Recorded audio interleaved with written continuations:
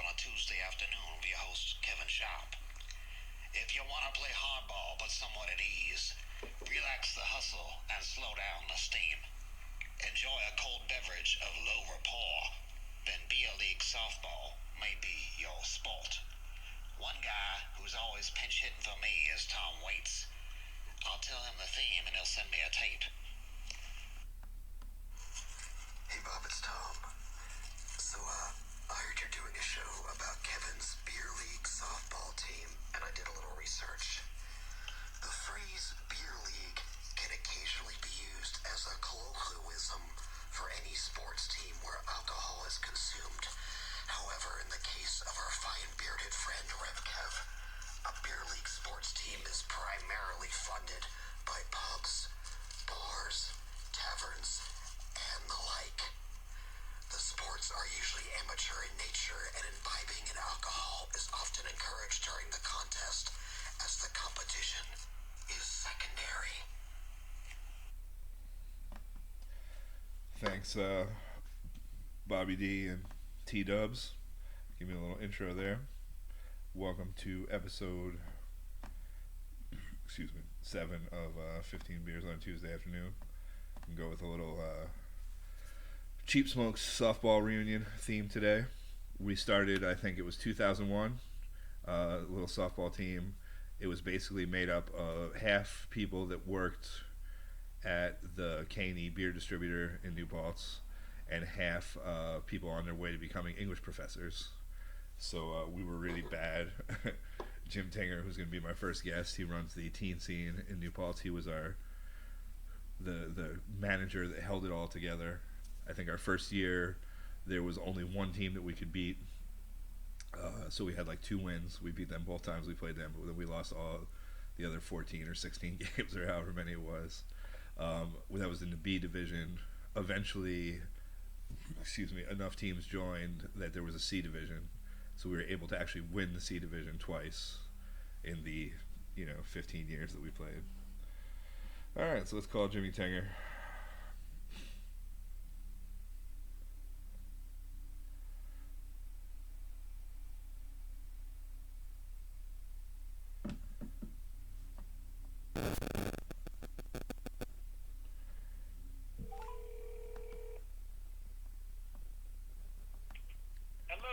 What's up, Jim Tinger? Kevin Sharp. How are you doing? I'm doing good, brother. How are you? Not too bad. Everyone's gonna have to let me know if the sound's working. I still haven't quite figured out how to get the sound going here. Cool. Sounds good on my end. All right, cool. How are you doing? I'm all right. I was actually just watching that. Have you seen that Post Malone Nirvana tribute thing? Yes, I did. It was really good, right? It was so good. There was no reason it needed to be that good. Yeah. I was so shocked. I was like, holy shit. Someone shared that on Facebook. I was like just about to go to bed. It was like midnight, it was like pretty late, and someone shared that, and I ended up watching the whole thing, until 2:00 in the morning. Yeah, it's crazy. The sound is so good on it. Yeah, I thought it was absolutely. gonna sound like some Zoom chat shit. That sounds like terrible and choppy and whatever. But I heard. it was great. I heard they were all in the same house.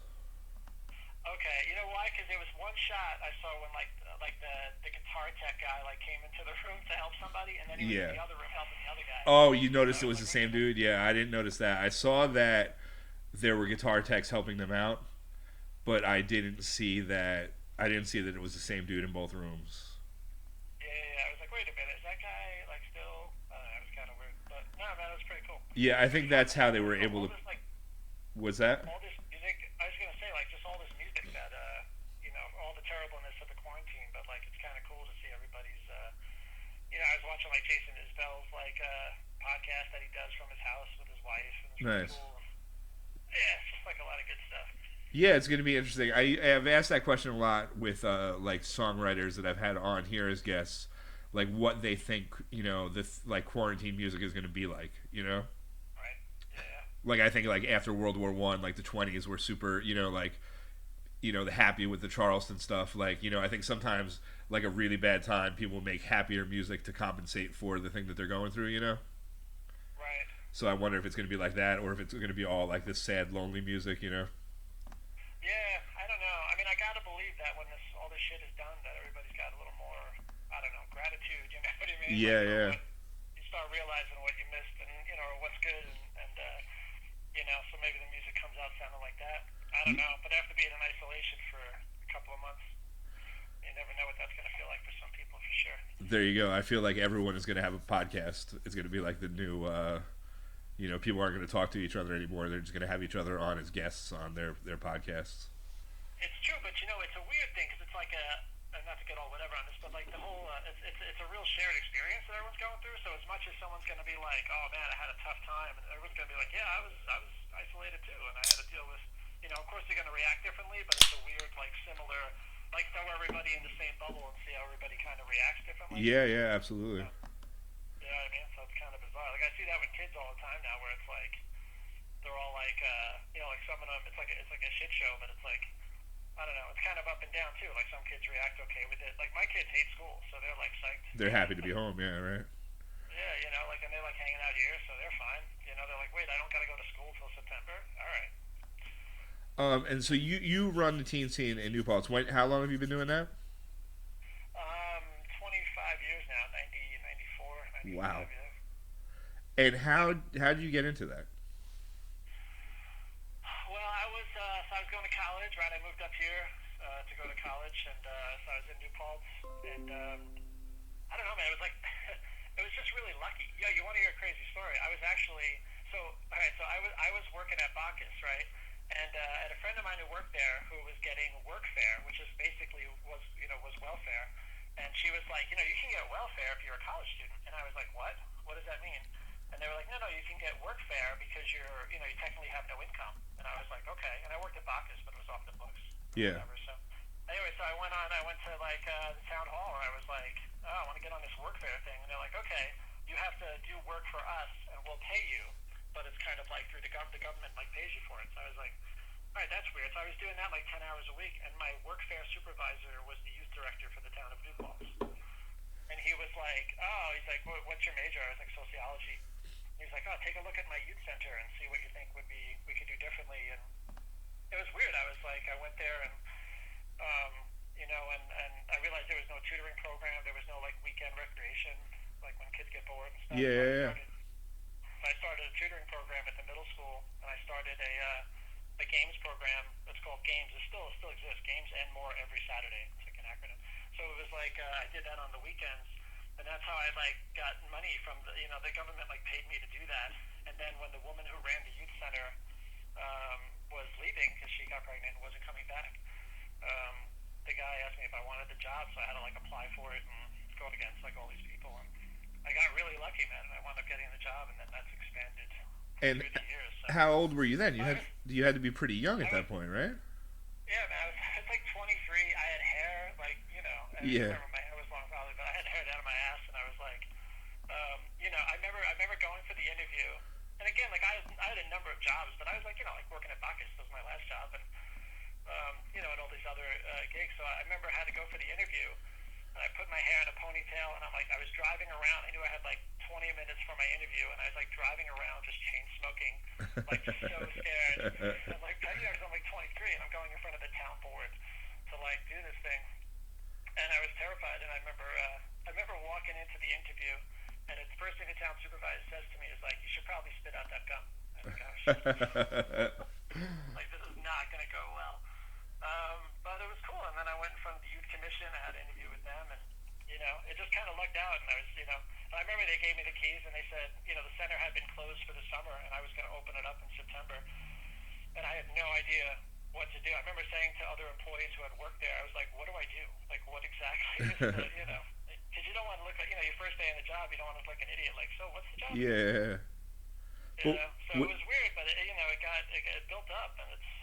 It took me a while for me to really kind of figure out what I was doing. I hired Mark Belovo, as you know. Nice. Mark, like I hired him, and Maria, just all these people, Spazuko, and like these New Paltz people that I knew, that I was friends with, who seemed friendly enough that would be good with kids. Yeah. And so you just finished with college then? I was just finishing up, yeah. Then I went to grad school in New Paltz and Albany. And I got my master's in social work, and that's when I kind of really started having a grasp of what I was doing. Yeah. Well, a job like that, it's like there isn't necessarily a blueprint. I mean, now you probably have a system, but that's taken how long to develop. Like, when Yeah, you're man. and there's so many different programs that you could do, or there's so many different ways you can go with it, right? Right, and that was the greatest thing about it, and that's still the greatest thing about it, is that I can pretty much, like, we've changed the program. We don't work off a grant, right? So we're a town department, just like the police Okay. department or the fire department. So we're a town department. So and my boss is the town supervisor. They're not a social worker, so Yeah. they kind of let me do the job because they don't really have much input into it unless I make them look bad. Yeah. So they just want. So I can try anything I want. And then if it works, I keep on doing it. If it doesn't work, I do something else. So we've kind of come up with these programs that have been proven to be successful and that have worked out. And then the ones, like I say, that kind of wind up like they're not cool. We just drop them and do something else. So Yeah. when you work off a grant, when you get money for a grant, you have to do exactly what the grant says. Gotcha. Otherwise, you got to either give the money back or just you got to stop. So we don't have to do that. So it's been great that we can just kind of figure it out, and I think it works the best this way, obviously, because you're really, sometimes you get grant money and you're like, okay, here's $20,000. Yeah. Tell me what you're gonna do, and then you decide, okay, I'm gonna try to do this, and then you have to do that. And even if as you're doing it, you're like, no, actually, this isn't cool anymore. You can't change it because you said you were gonna do something. Yeah. And you have to do it to the T, and then so it kind of sucks. So do you get so the money is probably significantly less that you get from the town, but the freedom and the planning is a little bit makes things run smoother? Yeah, it's definitely, it runs smoother, and it's also, it's more stability. Like, of course, the town any year can just be like, stop, you have to go away. We're not doing a youth program anymore. And that was a problem in the beginning, where people were like, why are we putting money into a youth center? And most towns don't have youth centers, but now we're such a part of the community where we're pretty well set. With a grant, usually you get a grant for like a year or 2 years or 3 years. If you're lucky, maybe 5. But after that, every time a grant runs out, you got to get other grant money. You got Gotcha. to find ways to survive. And that's tough to hire people, too, because you're just telling them, hey, I got you this don't grant know. for 2 years. I can give you a job for 2 years, but that's it. How many town supervisors have you gone through? 6 or 7, I guess, at this point. Is that like stressful when you get a new one because you don't know how you establish a relationship with the old one? Yeah, but it's just an advantage. I mean, again, I've been here for a while, so it's like they generally leave me alone. There hasn't been too many that have come in who have been like real pains in the asses, where they're like, they've all been pretty. Yeah. I say left leaning and certainly believers in what we're trying to do, and I don't really piss anybody off so much, so it works out. I guess a town like New Paltz, you don't have like this, big right wing kind of, or like more conservative / the budget kind of approach to things, right? Yeah, definitely. I mean, I think in the beginning there was more, like David Lent was the town supervisor way back when, and he was like more fiscally conservative and Gotcha. Wanted to make sure everything was done. I remember being surprised by that too. Like in my first few years, how the government seemed very conservative, considered compared to the way the town is. And now the town has kind of been. I think the village mayor and the town supervisor and all the board members are all pretty. They're all pretty laid back, which kind of fits in the town, I think, better now. Was that all Jason West coming in and shaking everything up? Might have something to do with that, man. I don't know. I mean, that was kind of neat. Well, it was funny because when he ran, the only reason, not the only reason, he's a good guy, but he won because there was a Mayor Nyquist was the mayor, Tom Nyquist. I don't remember that guy, but he was the mayor for like many years, and he was older. And his assistant mayor or deputy mayor wanted to run against him, so he ran against him, and both of them split the vote. Oh shit! Like, instead of getting 500 votes, or let's say they each got 250, and Jason West got like 260. Oh, that's great. That's funny. And it was literally like something like that, man. Like 500 people voted. Like nobody votes. Yeah. Village elections. I remember a couple years before him, I was living above 60 Main. I guess this must have been like 96 or something, because Jason West, that was right around 2000 or something. When was that? Maybe even a little later, early 2000s. But I remember like 96, the dude that lived upstairs from me was like a college kid from Long Island, but he was the campaign manager for another guy that was like a college kid had run against the mayor a couple years before that, I think, in like the mid 90s. He didn't win, but I think it was the same thing. Their theory was that nobody votes, so if we can get like a bunch of college kids to register, like we could sneak in there. But Well, it's funny because in '90, I think it was like '96 or something. But I was running the day camp in New Paltz. I was like an assistant director of like whatever of like a camp, and then and just as a goof, I told one of my guys who was working with me that I was going to run for town supervisor. Oh, shit. Because the college, it was the first year that the college was allowing students to vote. gotcha. And I was like, well, I'll win because I'm young, and just my face against this 7-year-old guy. Yeah. Like, I'll get enough votes to win. So he went, and this woman, Susan Zimmett, was going to run. And he was friends with Susan Zimmett and told her that this other guy, me, was going to run. And she was like, well, then I'm not going to run because he's going to take all the college votes. And then the kid comes back to me like a few weeks later. He's like, are you still running? I was like, nah, I'm not going to do that. I don't know shit about water and all this other crap. So he went and told Susan Zimmett that I wasn't running, and then she ran, and then she won. And shit. won several times and was an Ulster County legislator and kind of did all these things. But That's interesting. Well, that could, you could have taken a different path and been on the town supervisor. oh, man. I play Dungeons and Dragons with Jason West every Monday night. We actually just played last night, so Nice. we Where like is that. he? Yeah, he's not in town anymore, is he? No, he just got he's the I don't know the exact name of the job, but it's like a director of sustainability, I think, for the city of Albany. Oh, nice. So he's like in charge of implementing all their I think basically trying to do a lot of the stuff he did in New Paltz, where you're turning more of their stuff into sustainable renewable sources or whatever. That's cool because he was, after he was not mayor anymore, like he went back to house painting, and I was Exactly. I remember talking to him being like, that's weird, man, you got all these skills. I mean, nothing wrong with house painting, but Yeah. like he had all these things that he wanted to do, and it was like, I figured he can get one of these jobs like it seems like he has now. Well, we've been playing for like a year or so, and him and his girlfriend Britt were living in New Paltz, right off 32 kind of, and he was applying for a bunch of jobs because he was broke, or he needed to work. But he's like applying for like the paint section at Lowe's or something, and they're looking at his resume, and they're like, "Oh, you were mayor?" I think it's hard to get hired for some lower end jobs when people see that you've been, because they don't think you're going to stick around. I don't know. It's like the whole overqualified thing, Right. They're like, obviously you're not going to stay here long enough. As soon as you get something better, you're going to go. So they go with someone who maybe they think is going to stick around a little bit longer. That's so funny. If I was like at Lowe's and he gave me the application, I'd be like, bullshit, you were mayor. There's that too. Yeah, maybe some people just don't fucking believe him. That's You're funny. making this up. Yeah, absolutely.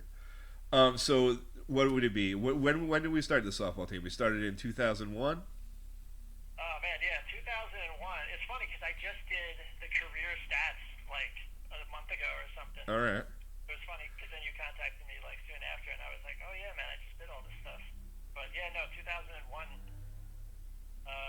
seasons is how long I've been doing it. Just because of remember we used to do a summer And summer and the fall. Yeah. Okay.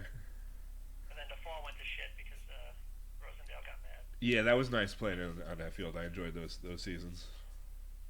Yeah, that was good. It's so funny going back to if you, I was practicing on that Rosendale field, I don't know, a while ago, but not that long ago, and it was like, like when you go back to your childhood, like sledding hill or something, and it seems a lot smaller. Yeah. And when you were younger, it was like that. I was hitting like pop-ups that were going like over the fence. Oh, there you go. Maybe you've just gotten stronger. Oh yeah, that must be it. I have. You play in New Paltz, and there's like no way. I haven't hit a home run there ever, and it's we've been there. Oh yeah, those fields are far. I like pitching there just because it's yeah.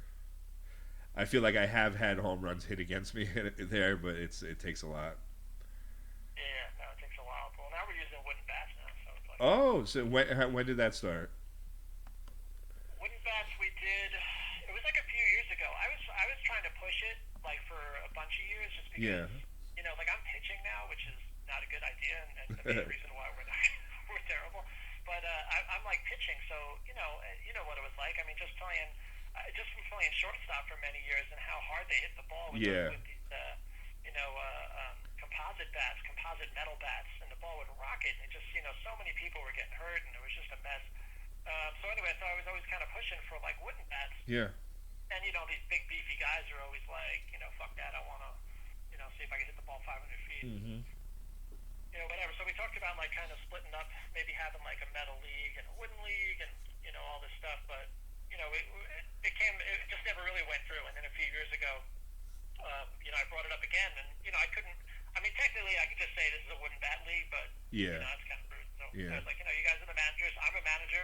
I vote for wooden bat. Anybody else want to vote for wooden bat? And then a few years ago, everybody kind of agreed that it was a good idea, at least that we would try it. And it worked out. Like it didn't. We were afraid, of course, we were going to break all these bats and waste all this money, but it didn't really happen. I mean, just maybe in the first few games and maybe the last few games when it's cold. Yeah, gotcha. Get something on the handle or whatever, but. And wooden bats are probably significantly cheaper, no? Much cheaper, yeah. I mean, you could buy expensive ones that are. Well, it's funny because we just said wooden bats. I didn't even say wooden softball bats. So people were bringing in their little league bats and so any baseball bats, really anything. We didn't really put a limit on it. And if you wanted to spend $300 on a maple, whatever that made you feel good, then we would allow it. But nothing. A really good, there's some really good bats that were definitely, I couldn't tell the difference, honestly, between like a wooden and a metal one for some of them, but for the most part, it definitely felt safer. Yeah, it's like so. I mean, I like swinging a wooden bat. So the line drives weren't coming at you quite as hard. Yeah, no, not at all. It definitely was lesser, but some of them still got some distance. I mean, people who were going to hit home runs, yeah, still hit home runs. They could still wallop it, but. I don't know. It just didn't feel as scary, I guess. Yeah, that's why I kind of stopped. It was that, I think I broke a hand maybe a year or so before I stopped from a line drive that hit my gloved hand. So I actually had protection. It was like it hit the backside of the glove and still broke a couple fingers, and I never saw that. Like there was no. It wasn't like I wasn't quick enough to get out of the way. It's just it was there before I even registered it coming.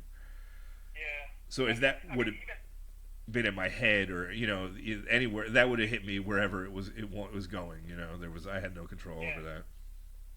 I get hit all the time, and it was like it's like a game, and it's a terrible game to play. It's like just don't get hit in the head.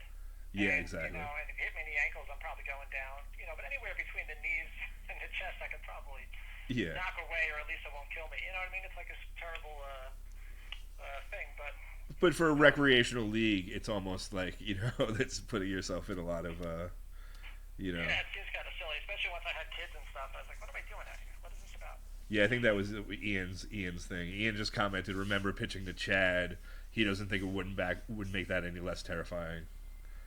Yeah, no, I was pitching to Chad last year. Yeah, I mean, and Chad's probably gonna hit. Chad's gonna hit home runs regardless. I think. Yeah, it's funny. He was gonna play this year, and I was contacting him about. He's the manager of the Bistro team, and I was like, you guys are still in this year. He's like, no, I'm doing professional weightlifting this year, so I'm not gonna actually play this year. What the fuck? He's just getting bigger, which is. That's funny. Good to know. And what was the state? I think I've been gone for a couple years now. I think next year would have been our 20-year anniversary, right? Yeah, I guess so. Yeah. I mean, if you count, I was counting it by seasons. So okay. Like you played. Where were you? You played.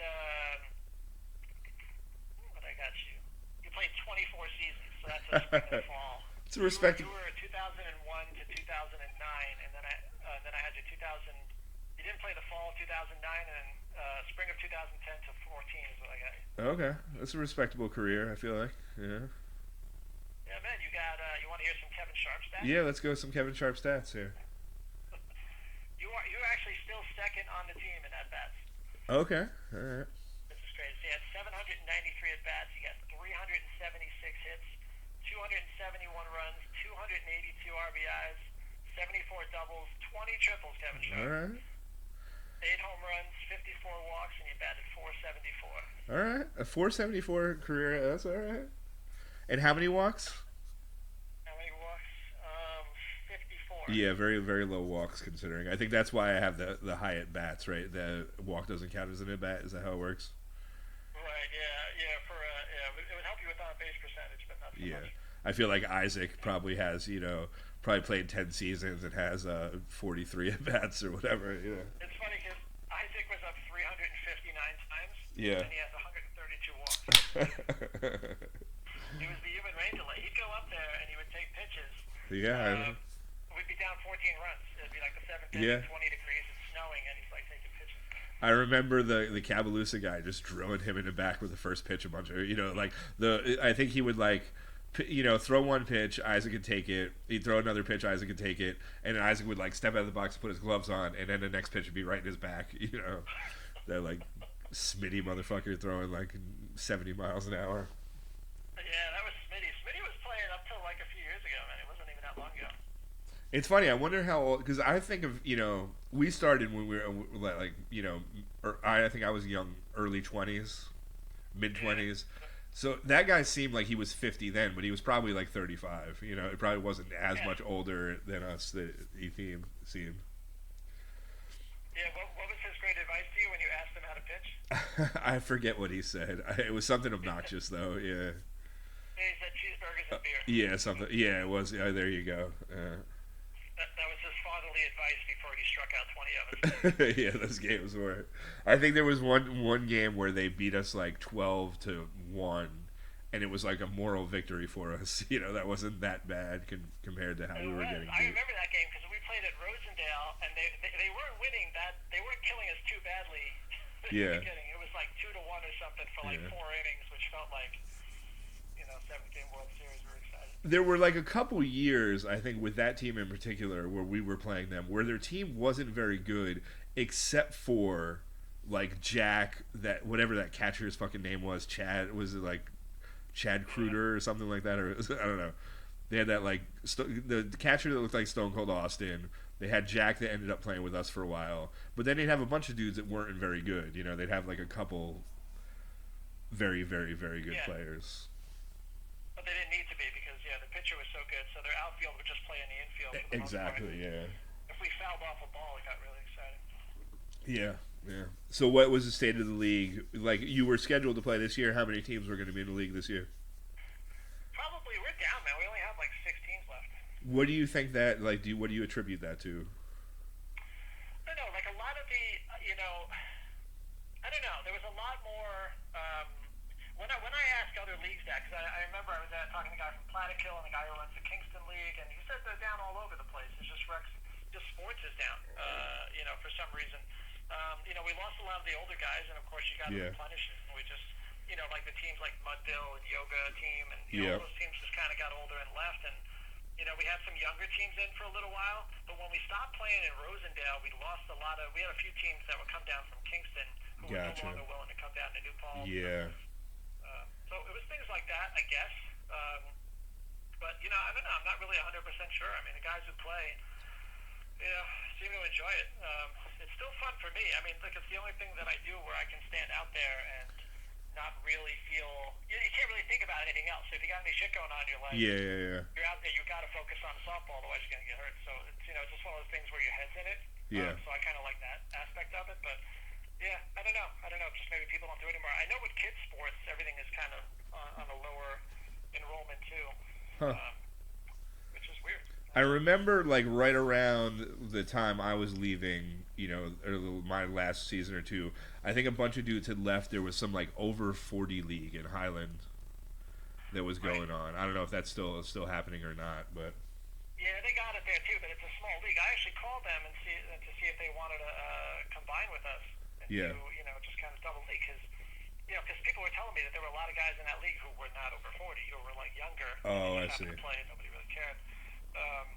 But they didn't want to do it. And we've offered to combine with the women's league too, the New Paltz women's league. And do like a co-ed kind of thing, yeah. Yeah, because we opened it up a couple of years ago that women could play on our team. So like Jade, who works at the youth center with us, she's on our team. And, okay. Whatever. But he was like, sure. But the women's team, they wanted to keep their own thing. Huh. So I don't know. Everyone's kind of doing it. I mean, I can see with kids sports and stuff, everybody's more isolated and kind of on computers and doing all that stuff, so less likely to maybe be more active. But I don't know. I don't know about people our age. Yeah, it was definitely fun. I have the picture up on the screen now of that. It was early on. It's like Larry Beemer right in the middle. You got me with my arm around Romano. I think this must be like one of the first few seasons. Kavanaugh, Pickles is there. Pickles and Pross and Eric Wilson. Yeah, man, those are great times. Those games at like Kaboo or like, I got you. I just opened up the computer. I see it. Yeah. That was at the ranch. That might have been. Yeah, I really have no idea. Yeah. Probably. Yeah, that was crazy, man. We won that first championship. That was glorious. Yeah, yeah. I mean, that's what I was saying in the intro. You know, we weren't. Dave Fish says fall 2001. Um, you know, we that first season we were B League. There were what 16 games. I think we won 2. We beat Gom Realty twice, or they might have been the Faircloth Fades then. I don't know. They started as Gom, right? Is that how it was? Yeah, God, what was funny is that we played. So we started that team, right? And we were like, okay, let's. I think at one of the meetings or something that I was at, guy next to me was a guy on GOM, and he was like, it was their first season too or something. I don't know. Okay. But he was like, hey, maybe we should play practice. And I was like, hey, you guys want a scrimmage? And they were like, yeah, totally. And I was like, cool. So we played a scrimmage against them, and we like tied them or like won by a run or something like that. Great. And then we played our first game of the year against them. Joe's East West. Yeah, I remember. It was Joe's East West at Majestic, I'm pretty sure. And it was a bloodbath. Yeah, that was. And we were psyched. We were like, oh, we're going to be good at this. And then we played like P&G's or Cabalooza and lost by like 20 runs. No, it was, yeah, the first game was Joe's East West. I was catching and Johnny Wong was pitching. And I remember at one point he just throws the ball down in disgust while people are still running around the bases. Like, and just scream to him, like, you gotta pick that up. That was a bad one. Yeah, that's funny, man. You look at those, like, yeah, I think Larry was playing first. I think Frank was playing shortstop, yeah. How's Sorrentino doing? Have you talked to him? Talked to who? Frank Sorrentino?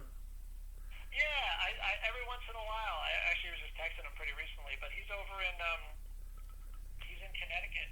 Okay. Yeah, he's in Connecticut. He was like, he's working at some school over there. Nice. He's doing good. Yeah, I would like to see him at. We both worked at a camp for a while. Is that where you teach archery? Yeah, and I still do it. So he was kind of there until last year. So I would see him every summer, and we kind of touch base. But he's good, man. He's got a couple of kids. Nice. Hello? Hey, what's up? You got me? Oh, I'm sorry. I thought I lost you. I think my phone was like. No.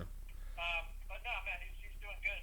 And Palumbo's got that. I don't know if you've seen his show on. Oh yeah, the Toys That Made Us. Yeah. Yeah, it's pretty awesome. So he's. Yeah, I feel like I'll get him on at some point. We'll go through. This probably won't be the last Cheap Smokes episode. Right. You mentioned Romano. Yeah, he's in like China or something, right? I don't know. He was. I think he left. He wasn't like. I think it was like a political thing, right? Like he just wasn't into. I'm not. I think when Obama got something like that. I think him and Tanis. I just saw like I'm not on Facebook a tremendous amount, but I think him and Tanis just got in a little kerfluffle on like someone else's post. I don't even know whose post it was, but I saw him and Tanis got in some heated exchange because he's like a very weird like right wing. I don't know. Like I don't think I really understand Adam Romano then, or I probably wouldn't understand him now either, but. It's a very interesting dude. Funny. It definitely would go. But you should ask Larry about it because I think him and Larry, they were like best friends, but also like politically. Yeah. Maybe it was on one of Larry's posts that Chris Tanis and him got into it, but it was some weird, And I'm pretty sure that Adam said that he was living in China at the time, and this was like a week ago or a couple weeks ago. So. Yeah, he's been there for a little while. Yeah. Is that? And you think he moved there because of Obama? That would be a weird thing to do, but. I don't know. I don't want to say stuff, but I think that was definitely like it was definitely a political thing. Like he didn't want to be in this country, and it wasn't a racial thing. It was just yeah. Well, that's funny because you see everyone say, "Oh, if Trump wins, I'm going to leave the country." It's interesting for it was Dave Fish said it was on one of his posts that they got into that fight. But it's kind of commendable to be like, "Fuck it, I'm going to move to China because this person got elected." It's kind of great. Yeah, it's so funny. It's not like I'm going to Canada. I'm going to fucking China. Yeah. Oh goodness. People are fucking nutty. But man, you're always welcome to come back on the team, man. If you want to make some spot appearances. I told Trump that last time. When do you think? Obviously this season is probably a wash, right? I don't know. I mean, we're on hold, obviously, but I don't know. I mean, outdoor stuff. I mean, even with the youth center, like right now, we're not open. We're doing kind of remote tutoring, and we're doing like I do Zoom chats with kids. And okay. We do this live Instagram show like a few days a week just to just for entertainment, just try to keep in touch with people. Yeah. But I think like when outdoor stuff starts resuming, and right, like drive-ins are open. Like you can. Wow. Open on Friday. You can go to the Hyde Park Drive-In this Friday and see a movie. Is this Friday the first time it's opening, or it's been open? Yeah, it's the first time that they're allowed to open, and it's Yeah, you would imagine no You know, concessions, right? Like, what's that? you would imagine no concession stands, right? Like, because it's probably gonna be Yeah, I fucking would think packed. so. I don't know how you in the bathroom situation. I don't know how that Yeah. works, but I mean, I guess you figure it out. But yeah, I don't know. So once like outdoor stuff starts opening, I could technically open the youth center kind of outdoors and do some outdoor things, and I can, softball's outdoors. So I don't know. Maybe we'd be able to figure it out, but I don't know. Nobody's like, clamoring to do it right now. I think Yeah, we're yeah. trying to wait it out. This whole baseball thing. Did you read about that? I saw something. I went and visited my parents yesterday for Mother's Day, and saw the thing on TV about the 82 game season. Right? Is that what they're planning? Yeah, it's weird, man. Like 82 game season, it would be like in your Divisional. It would be in your home ballparks, and you would just play teams. Like it's kind of, I think it's a geographical thing. Like you would just play Yeah. teams. NL East kind of versus go AL East, right? They would not National League, American League so much, but like the Eastern Division, the Central Division, and the Western Division, right? Right. Yeah, and then you would have like it would be DH in both leagues, and Oh, okay. yeah, it's kind of weird, but yeah, I guess it's I don't know. Every time I thought about it, I was like, I don't know if I like this, but it was like, oh, it's better than nothing. I wonder how the playoffs would work in that situation. Would the World Series still be a National League team versus an American League team, or it would just be the divisions versus each other? Yeah, I don't know. I'm not sure. I can't imagine. That's got to be tough though. Like you watch it again, better than nothing. But to like have to watch a game with like no fans. Yeah. It just watching like Game 6 of the World Series, it just wouldn't have any juice. Yeah, yeah, absolutely. It would definitely be a whole different world. I mean, baseball is nice because you're not, the proximity isn't that big of a thing. Something like football, like I don't understand how that, with however 60 dudes on a team, everybody there is obviously touching everyone's, in everyone else's space. Like seems like that's going to be a much harder thing to that or basketball Yeah, even, you're breathing heavy on each other. And, Yeah, exactly. That or basketball, like stuff like that. Seems like it's going to be very hard to get going again. Yeah, I would think so, but I don't know. Do you think that it's a coincidence that Slayer stopped touring and then a plague struck the world? Yeah, I think it absolutely makes sense. It seems to match up pretty well. Well, it's like, remember when God Hates Us All came out? It came out on 9/11. Yeah, exactly. Yeah. And I remember listening to that album and feeling kind of bad about listening to that album during that day. I think I went with you to. Was that Roseland? Were you there for that one? Yeah, we went. It was that tour. Yeah, we were there. And that was a bad one where the sound got fucked up early, and they just kind of like, it seemed like they kind of gave up almost, like I don't know. Yeah, but it was a great show we went to. We went to see him at the Civic Center, which Exactly. is a shitty place to see a show, I think. But remember we saw it. They like, started, they played, yeah. Yeah, they played Angel of Death like the second song. We're like, what the fuck is this? Why would you play like your main song? And then they played. They went straight through, yeah. Holy shit, they're playing Rain and Blood in order. I think that was the last time I saw them, and that was like 2006 or something like that, maybe somewhere in that neighborhood. Yeah, that was a while ago. Yeah, I was pissed. I wanted to go to the last show this year at the Garden, but I just, what? It was like $150 to sit in like the last row. It was terrible. You went to the Big Four at Yankee Stadium? No, I didn't see that. No. Did you see any of the Big Four shows? No. No, I didn't see any of those. See, for me, it seemed like to spend that money and be 270 feet away, like that Civic Center show. You can pretty much walk right up front for that. Like, I don't know. I feel like I'm used to seeing them in much more intimate, or at least where I was able to get closer. Than me sitting in a upper deck seat watching Slayer just wouldn't feel right. I don't think. Yeah, you want to be able to move around. You don't want to like sit in the. Exactly. Yeah, that seems crazy. Yeah. I tell you what, a great Slayer show was when I saw them. It was the South of Heaven tour, and they played at the Felt Forum at the Garden. And the Felt Forum, I don't know if you remember, but the Felt Forum, well, it's called the Paramount now, but it was basically the basement, literally the basement of the Garden. And they used to do like Golden Gloves. They used to do boxing. Okay, yeah. Anyway, so it was like the basement. It was just a big floor, and it kind of looked like the Civic Center, just kind of like an ugly, whatever. And it was on the South of Heaven tour, and I remember we walked into the place. And they had folding chairs all set up. And we all looked at each other like, you gotta be fucking kidding me. Folding chairs? Like, what are you, nuts? And then, like, as soon as they started playing, the chairs started flying. And then Tom Araya goes up to the mic. He's like, you guys gotta stop. You guys gotta stop throwing shit. And, of course, everyone's like, you sing songs. Yeah, exactly. Aggressive, violent, too. booth, Yeah. and you get upset when people start throwing chairs. And it was like 4 or 5 songs in, and he just goes, "Good night, assholes," and they just all walk off the stage. You Which started it, excited, Tom. you know, Yeah, made it worse. that's pretty funny. I've been going back. I'm on kind of like a thrash metal kick right now, where I'm going back and trying to listen to stuff that I didn't really get into at the time. Right? So I like the Bonded by Blood Exodus album. Like I never. Oh, so good. The first thrash show I ever saw was the Headbangers Ball tour at the Civic Center, the Anthrax Exodus Halloween. But that was with the other singer, so and I had the album with Toxic Waltz on it, whatever album that was. I remember having that on cassette. But Bonded by Blood, friends of mine had it, and I had heard it, but I never really delved into it. And that's a really good one. Oh, so good, so good. That was one of the first. So when they played, when thrash started getting really big, and they played the Beacon Theater. It was like this big show because for it was Anthrax, Exodus, and Celtic Frost played the Beacon Theater, and for those bands to be playing you Yeah. get to the Beacon, right? It's like it's not a place to see a heavy metal show or a thrash show, so it was crazy. So, but whenever you walked out of the aisle, if anybody started slam dancing or anything, they would the security would just Shut pick it you up and down. pull you out of the place. Oh wow. The worst place. And they used to do the Super Bowl of hardcore shows every year at the Ritz in the city. Yeah. And every hardcore band that was pretty much alive at the time would Yeah. play, but they give them all 15-minute time slots.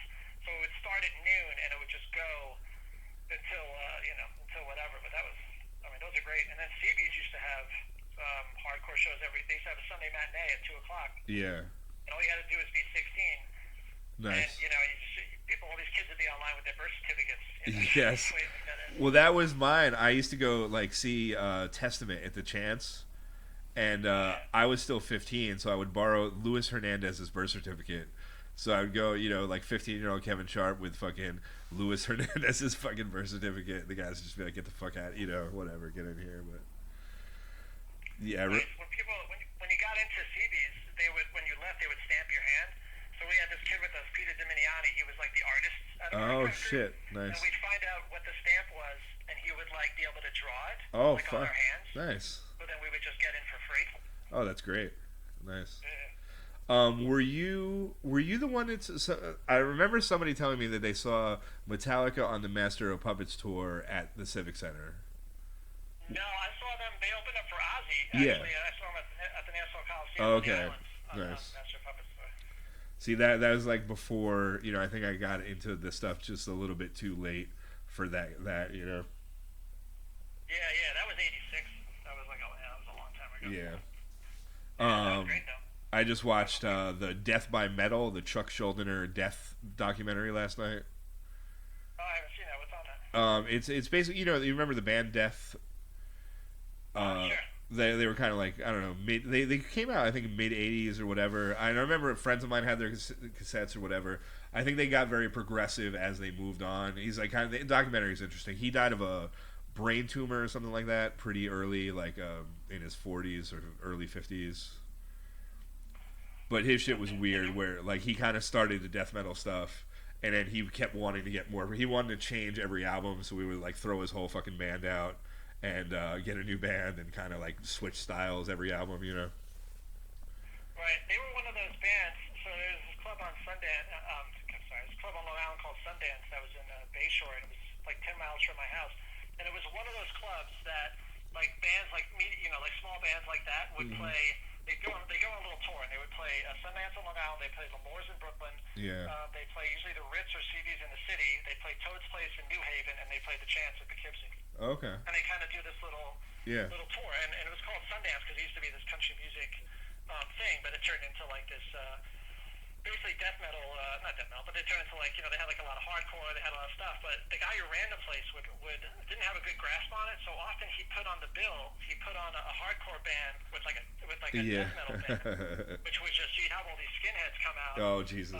And it would be these long hairs, and it would just be just be brutality Yeah. for a while, but I remember I saw Soundgarden there, and this was, I don't even know when this was. This was way before Yeah. they did anything. But I remember Chris Cornell, he was jumping around all over the stage, and he jumped up so high he banged his head on something and knocked himself out.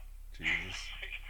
And they stopped the show, and nobody cared because they were the opening act. I think Yeah. Erosions of Conformity was Oh wow, that's funny. Yeah. we just played up in Syracuse not that long ago, and the dude that set up we played at Middle Ages Brewing, but the guy that helped us set up the show is like this metal kind of dude that's also into like the folky root scene.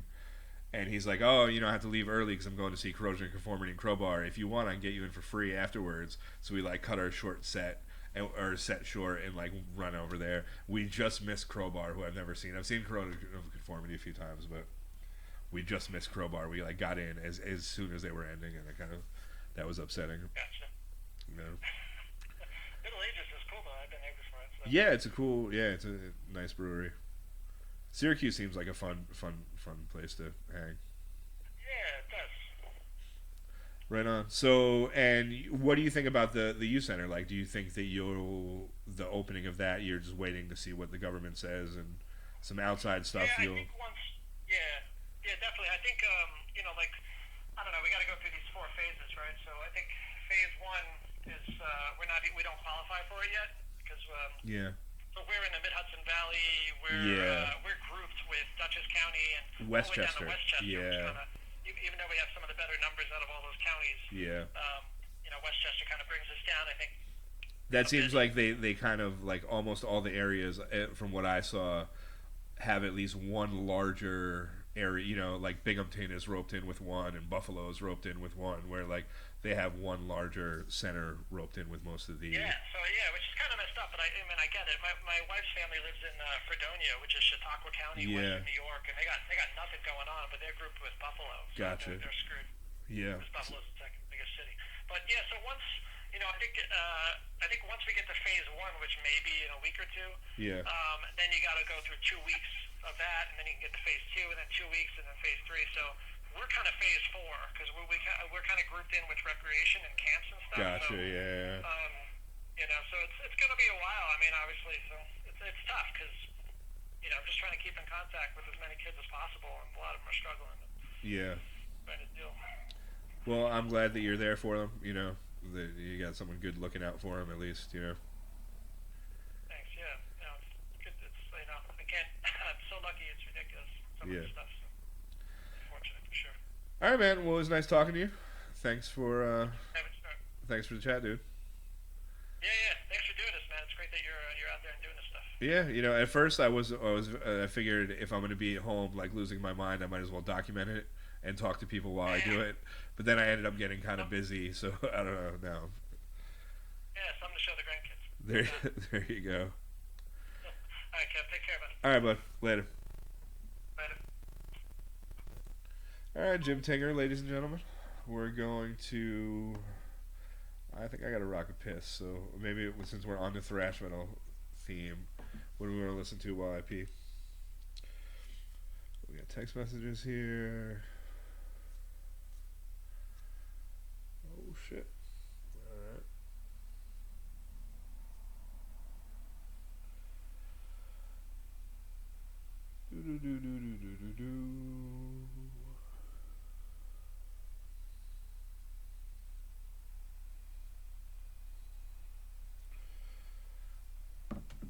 We'll go some Exodus.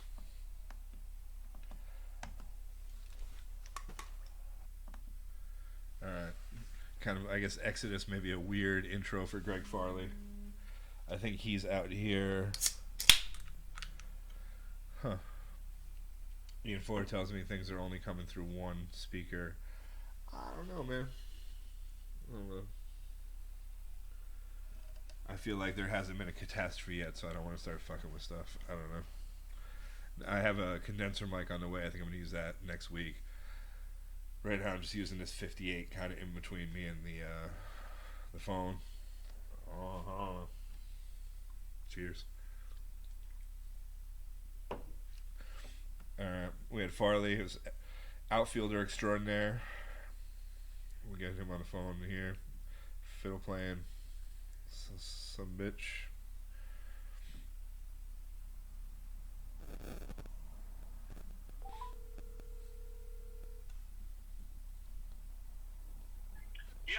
Yo, Greg Farley. Hey, can you hear me? Yeah, I think so. Oh, great. Nice. All right, yeah. Hold on, I gotta turn you up. You're a little low. All right, I can shout. Oh, okay, yeah, I got you now. What's up, man? How you doing? Yo, what's going on, man? Not How's it much, going? man. Drinking some beers. You're out doing some woodworking? Yeah, I'm out here dropping these dead ash trees on a. They're on like a fence line, Okay. like coming down, and this woman she wants to use them for firewood. So I'm all Sweet. the way up by like, you know where that is? Like, I'm way up. I'm kind of like near the Mass border, Okay. but it's really nice out here. It's really nice. So What it's county it's is that? Is little that gig. like up past Albany? Yeah, it's like right by almost like I don't know. Canaan is kind of near like West Stockbridge and that kind of Okay, area. yeah. So East Chatham, it's like up there. Yeah, I get Kinda confused. above the Taconic and kind of like below 90. It's kind of like right in the middle there. Gotcha. Yeah. Oh, okay, below 90 though. All right, we go to like we do a bunch of shit in Vermont where we go through like Hoosick Falls and shit. I guess we go through like Troy to get there. I guess that's a little farther north. Yeah. Oh yeah, to go up there do gigs. You mean? Yeah. There's a bunch of Yeah, shows yeah, in like these yeah. weird like places in the middle of fucking nowhere in Vermont that are kind of fun. That's awesome. Yeah, those are always the best. I feel like, it's like that's kind of always the best. Sometimes actually going places where Yeah. sometimes it could be surprisingly pretty awesome. So Absolutely. So how long you this and that for sure. how long you been doing the tree stuff for? I started doing it working under. I worked for a couple different people. Probably like starting like 3 years ago or 4 years ago. And then now I've been trying to do. I mean, I still I gig around for other people and stuff doing Yeah. stuff, but I also like have been trying to do a lot more of my own shit, like off of Craigslist and like word of mouth. Yeah. If it's, I only have so much equipment and stuff, and also experience, and like I don't carry insurance like as far as enough to cover if I'm not gonna be like doing someone's like $1 million house, like Yeah, with a yeah, big tree yeah. hanging over it or some shit like that. Like that's not really my game right now, but you work your way up, and so I'm just kind of like if the gig fits. Yeah.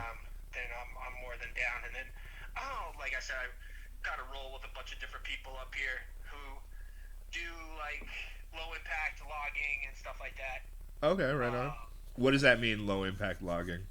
It's like instead of using like big giant skidders and stuff, it's a lot more like Okay. like a landowner, like Gotcha. a small homeowner who's got like a small wood lot that they want managed. Yeah. They'll have like a forester come through and basically mark out the trees for certain uses. Like if somebody wants for firewood, like if their main goal is firewood, or maybe it's to open up some habitat to kind of like attract different types of species of either like birds or maybe deer or turkey and stuff. Because like there's a lot that goes into forestry and silviculture that there's ways to be more like a steward in the woods. I mean, like I try to stay away from people that are just like high grading, like high grade logging. That's just like Where you're just going cutting out all there and everything just, like, down. taking the biggest, best trees, no matter of like their age, like the biggest, best, healthiest trees that are gonna get you the best saw logs, because that's how a lot of guys gotta operate because it's a profit business or whatever. But I've been lucky enough to try to like kind of stay away from a lot of that type of shit around here. So it's cool. Like I really want to get with somebody who does like horse logging or something. That's like super low impact, super. Did you say horse logging? Yeah, like guys who there's a couple of guys. There's a guy up by he's kind of like just above Albany, who I was talking to a bunch before the COVID thing. That he was looking for another guy to help him cut and like pull and shit like that. But then after when the COVID shit hit, probably I don't know, his shit probably slowed down a bunch. Like he just kind of fell off the map. It's kind of funny. Like tree guys are pretty. They're like it is a lot of like. They're hard to nail down, like, and they're really elusive. Like some of the people I've worked with are like so. I don't know. It's just been some funny situations, Like there's this one guy I was gigging with last summer, and like literally every time he called me, he had like a different phone number. It was almost like working with a drug dealer. Yeah. Really, Who knows though, man? Like some people that might be a whole different thing. That might be like a. Like his pregnant wife was skidding with the tractor, and it was pretty nutty. Like, but I needed to make makes a buck, so Yeah. I was like, whatever, I'm down. Fuck yeah. So, So horse slogging, so that's like going out into the woods with fucking some horses. You're probably still using chainsaws, but you're like, Right. just using horses to drag this shit out of the. That's Yeah. interesting. So it has like a less impact like on the woods, like the forest floor, like the Yeah. soil. There's all kinds of You're not driving a big. environmental Yeah. benefits to it that it would be more. It's more conducive to being more friendly. Suppose like I don't know, like there's all kinds of theories and thoughts about it, but I just thought I just thought it would like because I was on this like Facebook page that was like it's called like Draft Power Okay. page or something, and like I had gone to a demonstration that the Catskill Forest Association put on, so I was like real hot on it. Like I thought it was so cool, and I just wanted to like. So I reached out to this guy, but like I said, it didn't really pan out. I don't know. Like I imagine it must be hard to like make. It must be something different where you're more charging Yeah, absolutely. by the hour or something. I don't think he's really making money off the logs because it's like you can't even pull as much. You can't get as much out on the landing. And in So a it's like you're horse is not- probably you're the not upkeep. producing, as much. It's a different game. It's like it's more of like I say like a forestry kind of silviculture angle. It's not so much like a for profit like timber kind of angle. Yeah. You know what I mean? But the tree work stuff is really cool because it's just it's fun. I mean, Are you doing like you have the like the fucking what is that called, the where you're climbing up the tree with like shit on your with ropes. and Ropes and spikes. Like spikes, you don't spike a tree unless you're gonna remove it. okay. But I didn't start climbing until about last summer. I started practicing, and it's really there's so much to it. Yeah, I bet. There's so much to it, and like I would never call myself a climber at this point. Yeah. But I am practicing and trying to get better and like trying to learn how to get around the tree and like kind of in a more proficient manner. Yeah, right absolutely. now I'm super slow, like, and also I'm doing it on purpose because I am feeling it out. And plus, there's a bunch to learn about rigging and all the different forces involved as far as like if you're gonna rig off a natural crotch, like a crotch up in the tree, or you're gonna set up a rigging point, and then there's all the kind of different stuff that goes into that. So it's like a whole it's a whole thing within itself. So I mean, being 100 feet in the air with a fucking chainsaw seems pretty intense, Yeah. Like recently, I was up and I did a couple where I had to get up in these cherry trees and remove some of the limbs and stuff, and it felt pretty comfortable. But that's only because I've been practicing. Like I've been practicing just climbing in trees. Like I'll just climb in trees and try to feel it out, figure it out, and like. So you just like where are you living right now? I live in Catskill right now. Okay, and so you just like have a property where you just go climb on some trees? Yeah, like I'll go to like a lot of times I'll go to my in-law, like my fiance, her mom's place. I'll go, Nice. or I'll go to my folks' place. Or honestly, there's this little like public. There's this place called where I go actually bird watching a bunch. It's called. I don't know if I want to put it on blast. It's such a good spot. Yeah. Okay, yeah. It's Don't give away the public good spots. spot. Yeah. I'll go to a park. Yeah, right on. Do it, but I always make sure that either like I got somebody with me or they know where I am and what I'm doing. In case you fall out of a tree. Obviously, it's like like I'm figuring it out. So I worked for a guy though who climbed. Like that's how I originally learned how to do it, like the basics of it. Yeah. But, Okay. The other but this stuff's all been on my own. So Yeah. you know. So how's that work? You say you don't. I'm not, like I say, if it's something that like I say, I'm not like a cowboy with it. Yeah. If it's something that I don't feel comfortable with or something like that, I ain't gonna try to do it because until I'm ready. You know what I mean? Yeah, you can't absolutely. fuck around with it. It's like it's not something to fuck around with at all. So, but like I say, I love working in the woods. I love working with wood. I make stuff out of wood. I make furniture. And Yeah, I have your GF Woodworks logo up right now on the screen. So. Oh, sweet, yeah.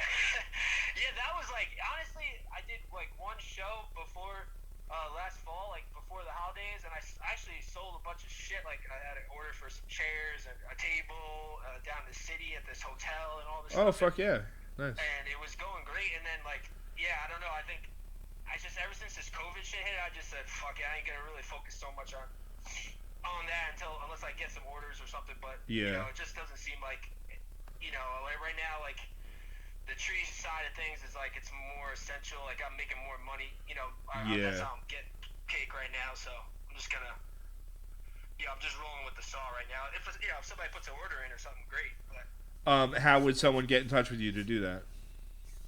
they can just, if they go to my Instagram, like there's a contact. You can email me, DM me, call me. Gotcha. Anything like that. That all works. And yeah, that's pretty much. I'm just doing it through my Instagram right now. It's a lot to like have like a website and all this. Yeah, like, yeah. You know, hoping to get that popping off eventually, but right now it's more like you just contact me directly. But with the woodworking, how do you figure that shit out? Like someone wants a desk, you just know how to build a desk, or you look it up? How do you?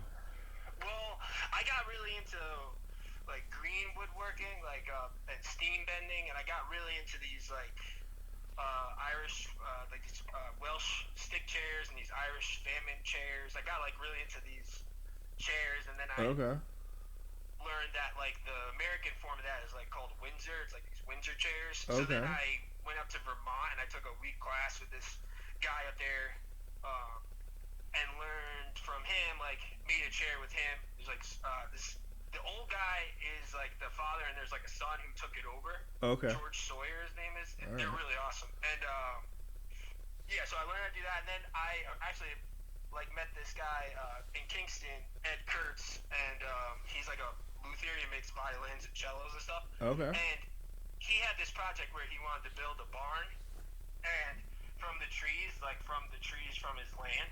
Yeah. Okay. So in exchange for like working with him while we were like getting the trees and sawing them up into lumber and everything, I was like learning woodworking projects from him too. Like so I was doing like shaker stuff. Okay. And then that's how I got my little shop going, because I couldn't afford to have a shop or anything, but they had like an extra space, and so they were nice enough to, let me like work in there, and then I ended up building the whole barn with them. Nice. And then I just been working in that little shop, ever since. But I haven't been down there since the COVID stuff, just because like I don't have any orders. Plus, I don't really know what the vibe is. I don't want to put anyone in. Yeah. Even though I'm outside and I'm in my own zone, it's still kind of like I just try to be as cautious as possible. I don't know. I'd hate to be. I'd hate for something weird to happen. That Absolutely. Like, it's because I was over there or something like that. Especially if I was just making stuff to make stuff. Like if I get an order or something, I'm gonna cross that bridge when that comes. But yeah, so that's how I got into the whole woodworking thing. That's awesome. Where are your parents still in Highland? Yeah, my parents are still in Highland. My dad's still working. My mom's still taking care of my grandma in Poughkeepsie. I haven't really been going over there at all because just to not spread stuff. Yeah. But my dad, he's still working down at Yellow Freight, and it's like crazy. Like like when the shit was first hitting the fan, he basically just had to take a bunch of vacation time because nobody was doing anything to make sure anybody was. It was just like Wild West. Yeah. Worked out, so they don't give a fuck. You know what I mean? Yeah, and absolutely. He's in the Teamsters, and it's like, they don't give. They're not doing shit either. So you even have so someone. Funny. The labor shit is so fucked up. It's like, I don't understand how. Like not even. I feel like the union, like, or I could say his, is like he just seems to be so compromised. Like, basically, like just the fucking Yellow Freight's bitch at this point. Yeah. You know what I mean? Like, I feel like this is a good opportunity for people to get some rights. You know what I mean? And absolutely. Get some leverage. You know what I mean? Like, so. I think the problem is that like everyone's sources of information are controlled by people that own everything.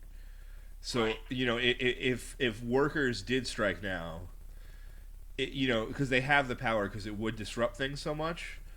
Like the media, which is owned by the people that own everything, would just make make them look really bad. I think it would be hard to get. I don't know. You're right that it is the time to do it, but I think ugly things would happen. Like it would be portrayed very negatively from most of like the media outlets. Oh yeah, I mean they're already doing it. You know, Yeah. like all this, like, you know, it just gets me crazy. Yeah, But absolutely. luckily, like but I'm also like, you know, I'm a nut. Like I can't work for anybody. Like that's the whole reason why I feel like I can't, like I can. That's why I'm so like doing all this weird, you know, all this shit on my own and stuff. Like I just, you know, I got a whole problem with just like the whole setup of, Yeah, you yeah. know, just bosses and fucking, you know, companies and just like the whole vibe. But I think it's mostly just because of what I've seen firsthand from so many people that I know through my dad and just working under a bunch of different people and working for at different places. You know, the Yeah. vibes is just Yeah. like I just feel like labor is just so exploited at this point. It's so like, you know, everybody's just so like, you know, I don't know. I just feel like everybody's just like, oh, I'm lucky to have the job. I just Yeah. blah blah blah blah blah. You know, but it's like that's not the vibe. Like, you know, they're lucky to fucking have you fucking busting your Absolutely. ass, especially now with this shit. You know, Yeah. they want to tell everybody they're a hero, but they don't want to pay them like a hero. You know what I'm Yeah. saying? They want to tell you you're a hero, but they don't want to fucking pay up. I was You at know what I mean? I was at It's Hannaford like, I today. don't know. I was at Hannaford today, and the lady in front of me online tried to tip the cashier $10. and, Nice.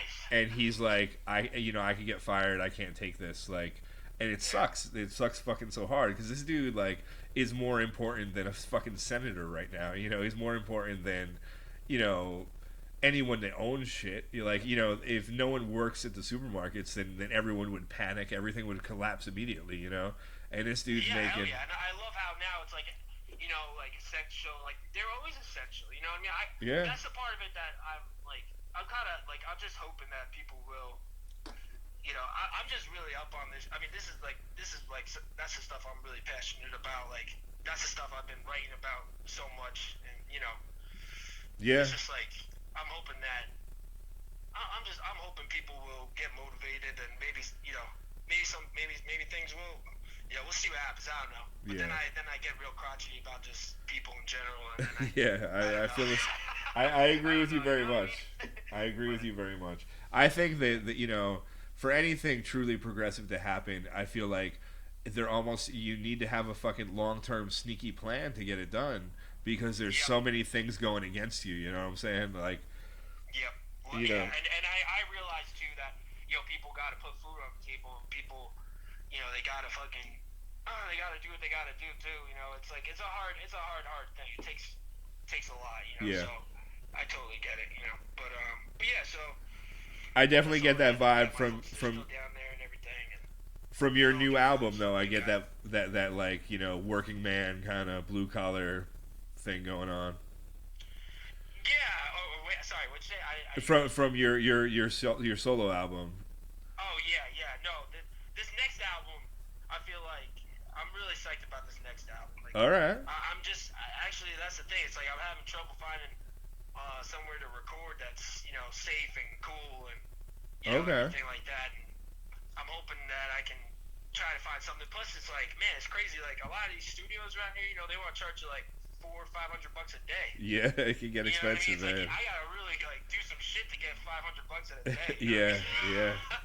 So it's like I don't know. It's like I'm trying to find somebody who's just like passionate about recording, but also maybe he's like passionate about the same kind of music I'm trying to do. And, Yeah, right on. you know, it's hard to find, but I'm working on it. You know, I'm hoping I'll be able to find somebody. And, you know, because I got these songs. Like I got a bunch of these new songs. Like I'm kind of thinking of doing like 8 or 9, and then like put that out, and then like in a shorter span, like put out another 8. You know what I mean? Because I Oh, was wow, thinking okay. about how I don't know. I think it's better to try to like. I think it's better to be putting out shit like more regularly. Like, Yeah, I feel like absolutely. the game is different now. You know what I mean? Than being like. I don't know. I just think if you got something to say, I mean, not like if you're just forcing it out there. But Yeah. yeah, I got all these songs. Like I've been writing all these fucking songs. Like you know, making up for lost time. So I gotta get this shit out. But you know, I'm psyched up to do it. That's for sure. Nice. Just gotta skin that cat and figure out where to do it, and then Yeah. you know, Right just on. put it out there. Just keep putting shit out. Yeah, I mean, I'm thinking like I've seen some people that think like, you know, releasing one song a month is better than doing like, you know, an album every year and a half, just because it's Right, like constantly engaging.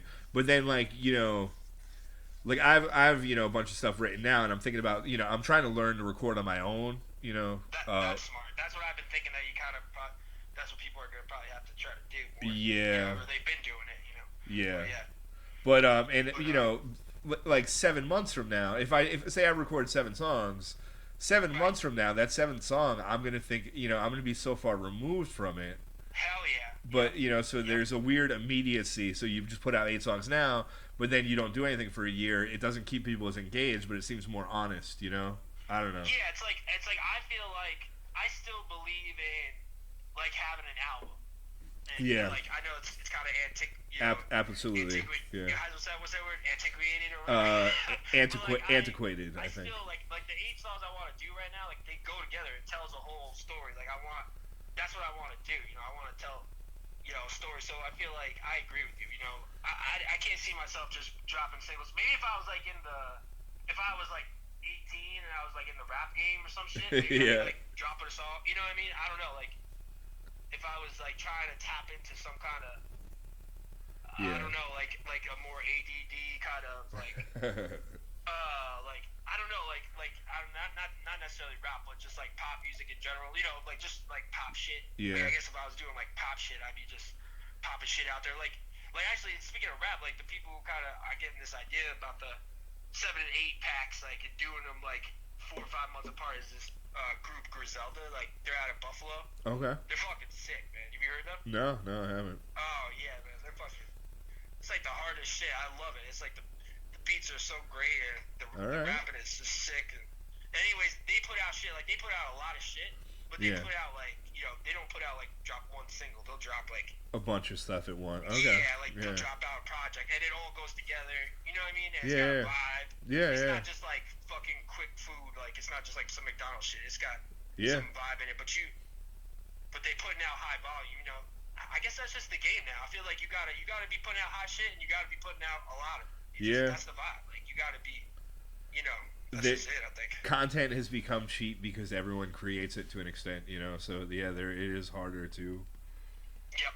Yeah, but you're right. It does have to be. I still think you gotta care about it. You gotta actually.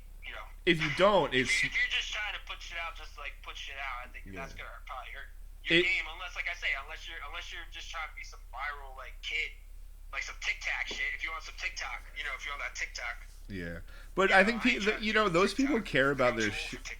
Those people care about their shit. It's just stuff that I think is stupid. It's like they're sincere. It's true. Like in their world, they have heart. Everybody's got their own thing. I don't want to shit on nobody's style or anything. Yeah, no, I mean, no, you can. It's all right, Yeah, do your thing. Everybody, that's all good. But So, how many songs do you have ready for the new album?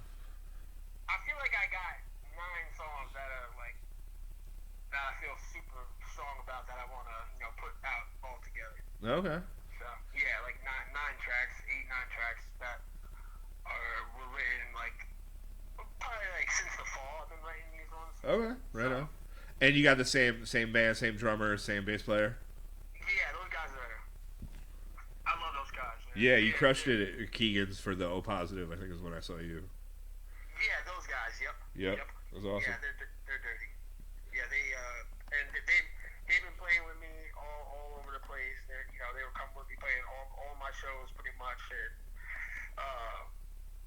we practice a bunch, and they're always down to like meet up whenever I got some songs to play, and and they're really, I'm lucky. That's a hard thing to find, man. Yeah, absolutely.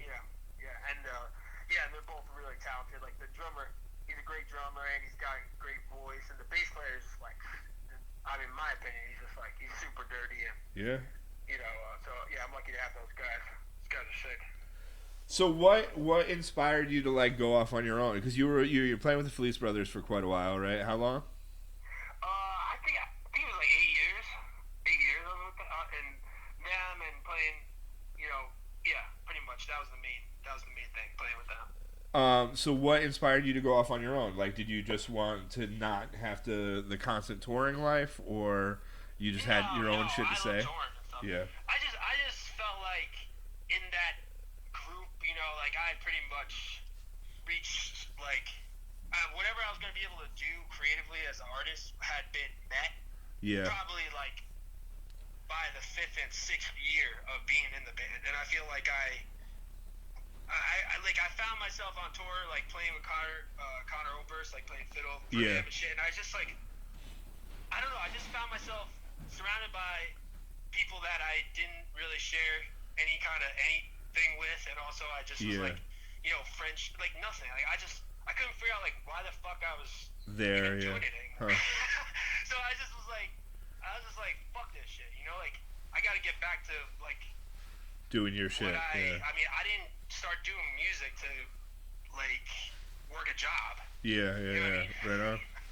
Like I got into music to do music, not to like I don't know. It just was like I wasn't getting to do like what I wanted to do, and I didn't feel creatively, you know, inspired. I just felt like I was just I don't know what the fuck I was doing. I look back on it like fuck.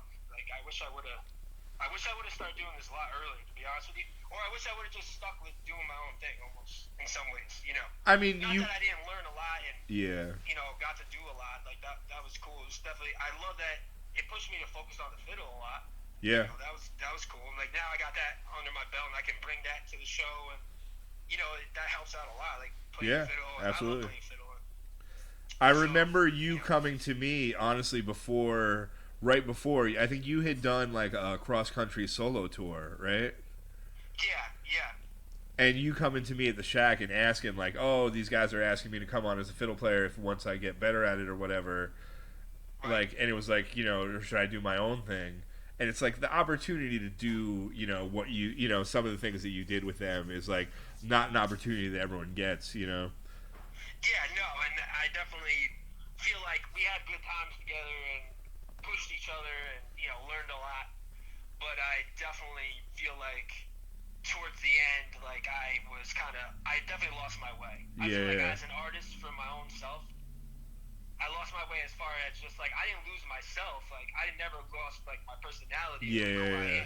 But I just lost like I lost like why I love music. Yeah, like, there you go. I lost why I love literature. I feel like I was just so like I just felt like I was like, what the fuck? Like I don't know. It was like I was so boxed in that fucking group and like in all the scenarios that I was in that setting. You know what I mean? Yeah. It was like I was so boxed in. Like there was only like so much you could do. You know what I'm saying? Yeah. Like that's how I felt. Like that's the way I saw it. You know, like I don't know if everybody would agree with that, but that's just how I see it. Well, yeah, I mean, Plus, like I said, I was just like, I'm out there with like this Connor Oberst shit. Like, and in all honesty, I know a lot of people would be like, I'd love to be on tour with Connor Oberst, like playing these places. But for me, I was just like, I didn't give a fuck. I just felt like, I mean, I was like, you know, I don't know. I just was like, fuck this shit. Like, Yeah.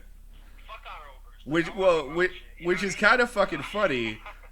Which is funny because I don't give a shit about Bright Eyes very much, but you got me into I'm Wide Awake. It's over. Is that what it's called? Yeah, because that's because I was in love with Ariana. You know what I mean? Whatever. She got, I still like that she got fucking me album. into that shit, like, but I mean, I definitely liked this shit when I was Yeah, younger. I'm not an emo kid by any fucking stretch, but I still love that fucking album. You know? Yeah. No, I mean, like, I still, you know, like, I don't know, I can't fuck with that shit anymore. But I was on the other side of it. You know what I mean? Yeah. It's like it's totally different. I think. You know, like when you're, like, if I never met anybody or I never played with anybody or anything, or I never played those songs, shit like that, I probably still be like, oh yeah, that shit's alright. But now I just like I can't even listen to that shit. I can't even. I can't even listen to that shit. It just sounds just such bullshit, man. I can't fuck with none of that shit. Like, That's funny. yeah, I mean, with music in general, like, I don't know, man. It's hard for me to, like, I know I sound like an asshole right now. No, whatever. Like, I'm the best. I don't even think that shit at all. You like what you like, man. You know, you get into. Yeah, no, I just mean, like, yeah. But yeah, I remember us fucking with that album once in a while and shit, back in the shack, back in the back. Yeah, I think I got when the president talks to God. I think there's some mixtape that you made, a mix CD you made for me that had that one on it. Yeah. We used to have a lot of good shit we used to listen to. Yeah, I dude. say I learned a lot about music at the shack. Well, Johnny Wong, I talked to him last And week. everything. He's not playing, dude. He sold all his shit. I'm like, what are you fucking out of your goddamn mind? Dude, I listened to the last, I listened to Yeah. I call it a podcast. I don't know. But I listened to the last one with Johnny Wong, and at the end when he said he don't play music no more. Yeah, that what the shit fuck? That shit fucked me up, bro. Yeah. Like it really, like it honestly fucked me up. Like it fucked me up. Yeah. I agree, man. It really did. I'm not kidding you. Like I really like. I couldn't fucking believe that. Yeah. You know. It's crazy. I've always looked up that like he is such a sick singer and a fucking sick guitar Yeah. player and melody writer and everything. I couldn't believe that. Yeah. He's a savage, man. I just can't believe you don't do it at all anymore. But For yourself, even. Yeah, even if you don't want to. Because, like, I don't think he ever got into, like, you know, he didn't enjoy booking shows or trying to promote himself or any of that stuff. But just to do it for your own sanity, you know? I don't see how, like, you go from writing songs to make yourself happy to not doing that anymore. You know, it seems crazy to me, but... Yeah, and especially even, like, now, I feel like you don't even have to, like... I mean, not just because of COVID, but I feel like, you know, with the internet, like, just putting shit out, you never know. Like, Yeah. you know, especially, like, people love to find things, like, people love to find artists who are just doing it, like, because what else are they going to do? You know, like, Exactly, that's what yeah. they do, you know? Absolutely. He's just so talented. Like, that's seriously, like, I don't know why, but it really, like, it freaked me out, kind of, to be honest. It freaked me the fuck out. We can start, like, a change.org petition to make Johnny Wong fucking play music again. I was just like, holy shit, that is, like, crazy. Like, you know, because I was thinking about it, you know, because it makes you think, like, I mean, I don't know if it's, yeah, I just wonder why. Is it just because he feels like it's a waste of time or something? Like, I'm not really sure. I should have, you know, if I was a better interviewer, I would have fucking pushed him on that one and asked him. But I don't know. I mean, I've talked to him about it before, and he just, I don't know. He just kind of like pshaws it, you know. He's like, whatever. I don't know. Yeah. I mean, he's like very involved in that like New York City like restaurant manager life, you know. Like he's got this That weird. takes a lot of attention. Yeah, exactly. You know, you can't, yeah, but you can't really. It's probably hard to. Maybe it's like a thing. Like, you know, sometimes it's, like I find that as a challenge too. Like, you know, it's just finding the time to be able to. You know, you want to put your heart and soul into it, and sometimes you know, that kind of age-old story. Like, if you can't, you almost are just like fuck it. You know what I mean? Yeah, because yeah. If you can't do it 100%, don't do it at all, kind of thing. Yeah, but I feel like, you know, but I'm so against that I guess I just, you know, I feel like you gotta do it. If you want to do it, you gotta do it. Figure out, you know, just do it. Keep doing it. Especially if you're that good, like, I don't know. Yeah, I mean, I wish I could, like, you know, cut off fucking... I'd cut off my left foot to be able to play guitar like that motherfucker. What's that? What'd you say? What's that? What'd you say? I said you ain't quitting on doing music, right? Oh, no. I mean, I would cut off my left foot to take Johnny Wong's guitar skills. Like, if I could, you know, if I could do something to just be that good immediately, you know. I mean, and I can. It's just fucking practice, but that takes a lot of time, you know. Yeah, it takes a lot of time. You know, it takes time, you know what I mean? But, well, that's you. I remember... What's up with your shit? I mean, like, I don't really know what's going on now. Are you just doing your own shit? Or? Yeah, I mean... Our last Red Necromancer show, we opened for the Goddamn Gallows at BSP. I think it was March 7th. It was like right as this shit was happening. Like they were on tour, and their tour got canceled a couple days later because all this happened. And that, you know, that was the last Red Necromancer show. I have a bunch of songs written. I'm trying to figure out like how I want to do it. You know. You know. I just. Was on Facebook with some dude. I don't think I've ever met him. I think he lives in Seattle, but we're friends through this like weird like punk rock roots scene or whatever it is. He had some post. I was like 11 o'clock at night. He's doing a Nebraska, Bruce Springsteen's Nebraska all covers, and he's like, you know, who, you know, does anyone want to do any of these songs? And I was like, yo, is Used Cars still up for grabs? And he was like, sure, take it. And so I'm recording. I'm gonna do a like kind of like I have a weird vision in my head. I'm gonna do it with drums. I'm gonna put a drum track in and do a version of Used Cars from Nebraska for that. So that's gonna like be my first recording project. Nice. Yeah. That's sick, yo. That's so crazy because I have this distinct ass memory where I was like, I had to be, I guess I was 18 maybe, 18. Yeah, 19. We're like, you guys were doing Nebraska. Me and Johnny Wong did that. Yeah, absolutely. Yeah. And you guys got me into Oasis. You guys did. Okay. I got to see you guys do it, and I remember being like so like, I remember being so like fucking, you know, psyched up, and Johnny Wong did the heavy lifting, man. It was fucking. It was. I know things like ended fucking weird with like at the shack and shit like that, but we've talked about it. Oh yeah, I don't. It was, But I got nothing but love for you guys. yeah, it was what it was. You know, you got, like I said, so that was like a really, it was probably one of the coolest places, even to this day that I worked. I mean, it was especially for like where I was at in my life, like it was. Yeah, that was a good time too. As I got older, I found like it got weirder. It was like, and I think you were when you left, it was like a bunch of people that had been there since the beginning were leaving. So it like going through that change of people, and it happened probably 3 or 4 times in the 17 years that I was there, which seems crazy to be there for that long. Right. But it hurt, each time it's like, oh, you make these amazing friends, and I'm still friends with today. But like just going, that overflow and like starting over again is like it's a lot to deal with. Yeah, I think in the restaurant industry, in general, especially if you're kind of like an owner or you know what I mean, like Yeah. it's the turnover is like so kind of. I bet it is like so hard, in general. Yeah. Like it's number one, it's hard to find people who are Yeah. gonna stay for any like meaningful amount of time, right? Yeah. Because like you like get someone who's like you get someone trained up, they're finally like good, and then they're like gone. Or then like you say, you get someone who's really solid, and you got them for so long, you get so close, and then whatever happens. But Yeah. so you're totally out of that game. You're totally out of The Shack. shack? Oh, done. Yeah, like for a year and a half, something like that. Nice. I don't know, man. I did it for too long, man. It kind of I don't know. I should have done it for like about the 10-year mark is where I should have probably dipped out. Maybe that's even too long, but the last 7 years I was just on an autopilot. I don't know. It wasn't. I can imagine. I mean, Yeah. it's just such a. I mean, I give you so much credit. I mean, it's like that's a grind.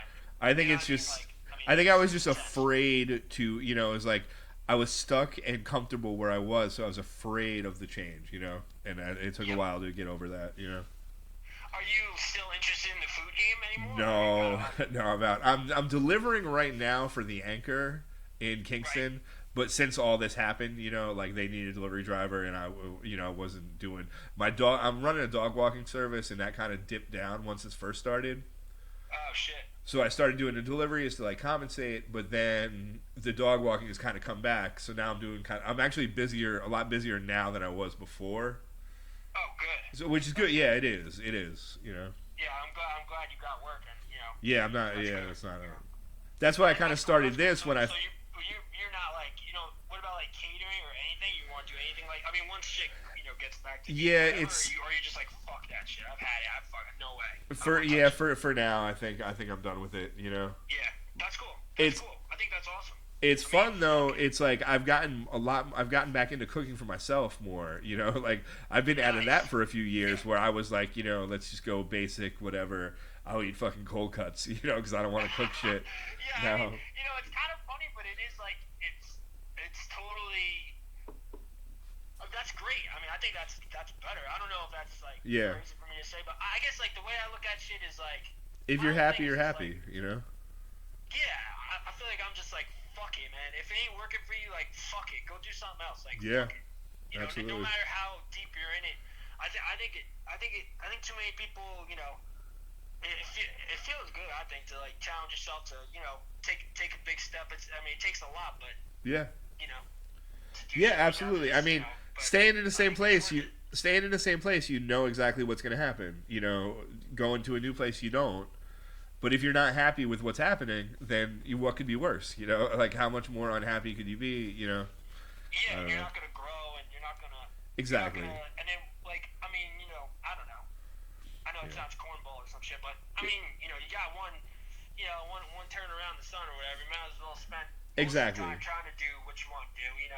Because if you can't, I mean obviously like I say, it's hard. I mean there's so many different factors. I mean I'm not talking. I'm talking.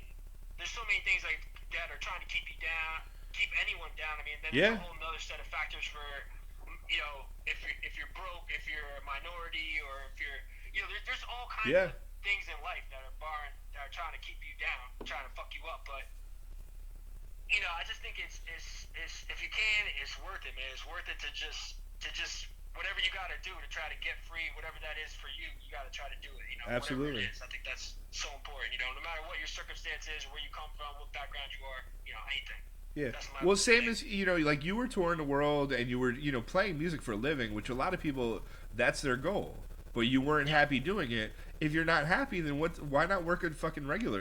Like if it if Yeah, I mean, it like yeah I feel like I would love to get that opportunity again. It literally came down to that in my mind as well. Like, I may never get that opportunity again. Yeah. I might never be that successful again in the quote unquote successful in the Yeah. music game, if that's whatever you measure success by. I mean, I've seen it at all levels. I've seen it at so many different levels. I really don't buy into any of that bullshit, about success, whatever you want to deem success in the music game.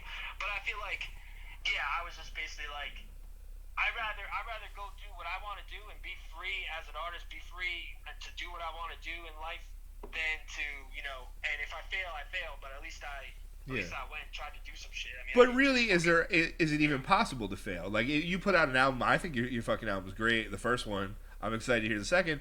Even if you're not, you don't become this big thing where you're playing these 10,000 person shows. You put out that album. That's successful. That was a success. You're happy. That's a success. Like. Yeah, and like I feel like yeah, putting out, creating things. Like I love making things. There you go. I love, I love making things. So I feel like, yeah, I totally agree with you. I totally agree with you. 100. Cool, man. Well, I don't know. What's your best Cheap Smoke softball memory? Because that's kind of our theme we're going with today. Oh man, my favorite Chief Smokes memory. Were you at this? I don't think you were at this game. It was in Gardner, like in the back, Okay. And we were playing. I got a couple good memories, but I think it was Murphy's. Like, Okay. they weren't Murphy's anymore, but they were like basically Murphy's. Yeah, the green shirts, green and yellow. Like, they Yeah. were, like, pretty good. And there was like a big giant ball guy who was like really good. Okay. On their team. He's like shaved his head totally like I don't know. You remember that team? I think so. Yeah, vaguely. JD might be the. I don't know. Might be the guy I'm describing. Well, anyway, we were down. I was playing right field, and what was the guy's name who used to play right field? Like the older guy. What was his name? Gene was there later on. I think it was Gene. Yeah, He Gene. liked the Mets. He loved the Mets. Yeah. Yeah. Drove a He convertible. wasn't there. I was playing right. I wasn't playing like the outfielder that can just kind of scoop around. I was like playing right field, and we were down or something, and this guy he hit one in the gap, and I don't know how the fuck I ran it down, but I ran down and kicked it. I was like crazy dive, and I caught it. I come down on my side and like totally knocked the air out of me. I was all Oh fucked up. Jesus. And I get back up and I hit a double or something, and then we knocked in a bunch of runs and we won the game. I wanted to beat these fuckers like so bad. They were like the shit or whatever at the time. Yeah. And I remember, so afterwards I was all fucked up and I like went home and I felt so sick. I was like ew, like I was fucked. And I went to take a piss and I swear to God it was like just blood. Oh Jesus. I was just pissing like blood, right? So I go to fucking like Poughkeepsie or whatever, and I call my mom because I'm a mama's boy and shit, and I was like, Mom, like pissing blood, whatever. I could barely like walk, I was totally disoriented. I got to Highland, drove myself to Highland, like she drove me to the ER, and I ended up like lacerating my kidney, I guess. And I was in the hospital for like 3-4 days. Like they didn't have to do surgery, but they were thinking they might need to, like to sew it up or whatever. But they don't like doing that because I guess the kidney is like so temperamental. You can, it's not something you can just like sew up. So, but luckily I stopped bleeding and it was all good. But that's where I felt like I was going all out. I was kind of at the height of my game at that time. I felt like, so it was a cool memory. It was crazy. Oh wait, can you hear me? And wait, what was that? Oh shit, sorry man. No. No, I was just saying, did you hear the whole story? I did. I remember that day. So I didn't know. I remember that day. That was at the Gardner Field. That wasn't Murphy's. That was that fucking landscaping team. Yeah.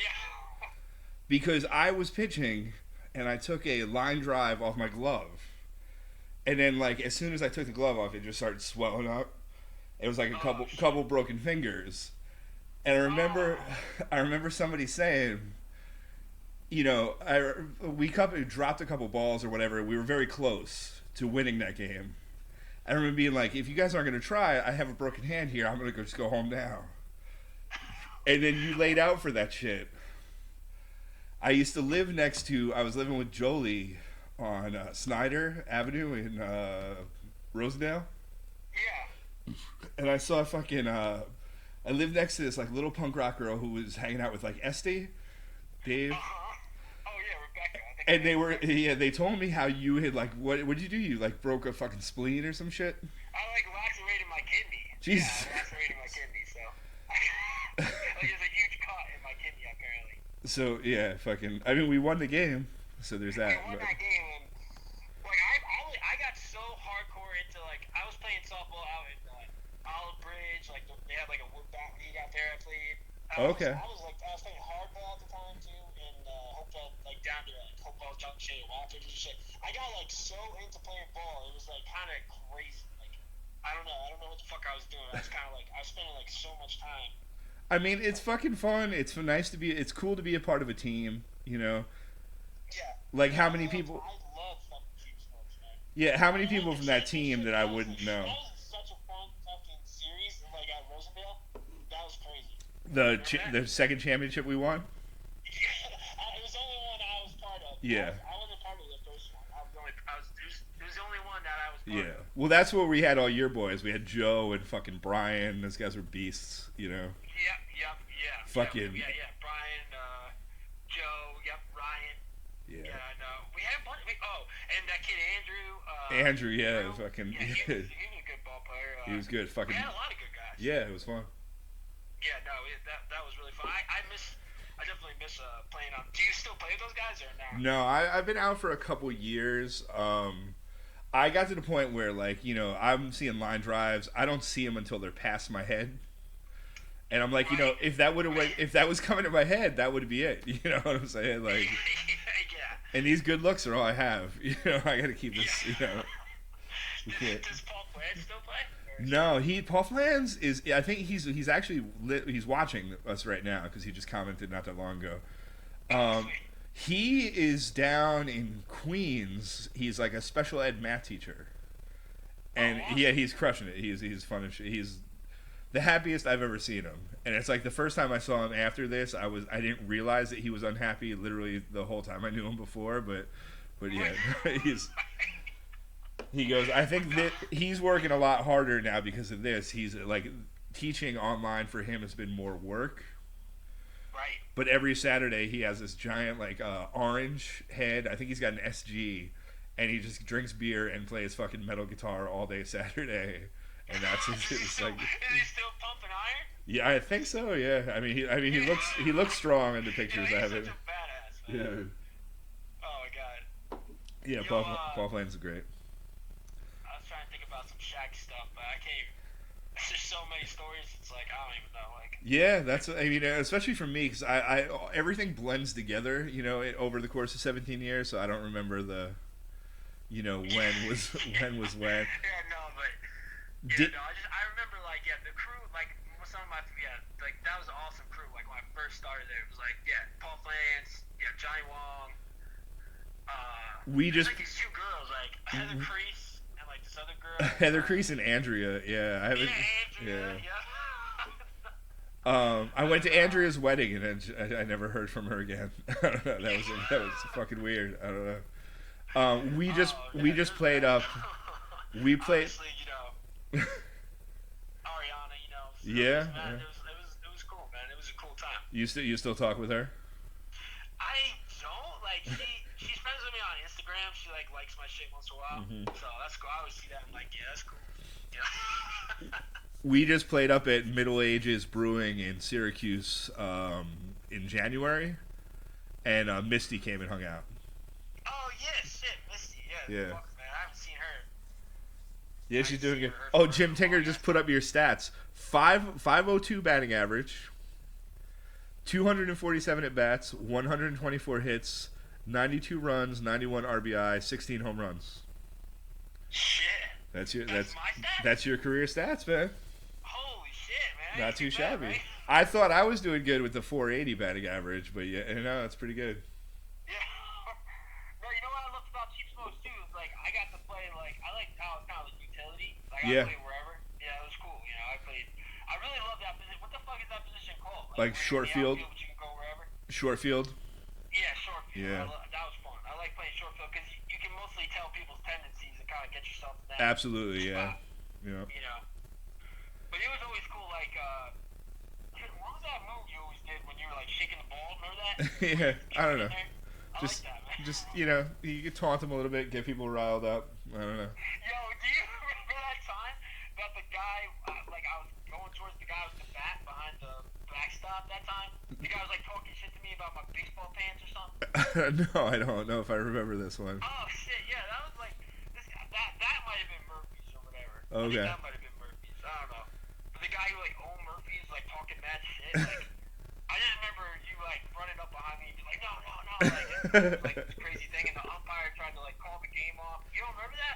I don't know. I don't think I do, man. I don't know. Yeah, It's the guy fucking was weird. Yeah, it was like this whole thing. It was crazy.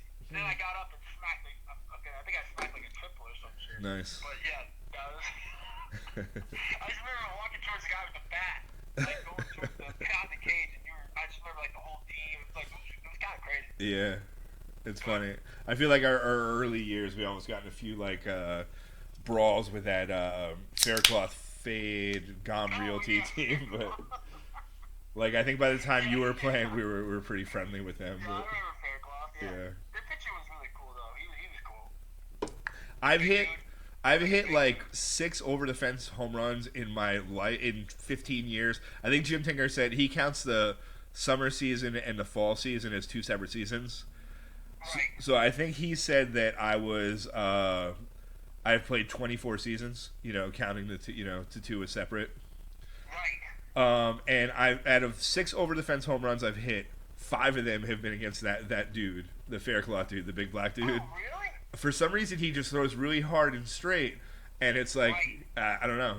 It's like that. My first home run I ever hit was like 7 years in, and I hit 2 in the same game off him at Rosendale, and I was like, all of a sudden, I'm a power. I mean, I like it better, like faster.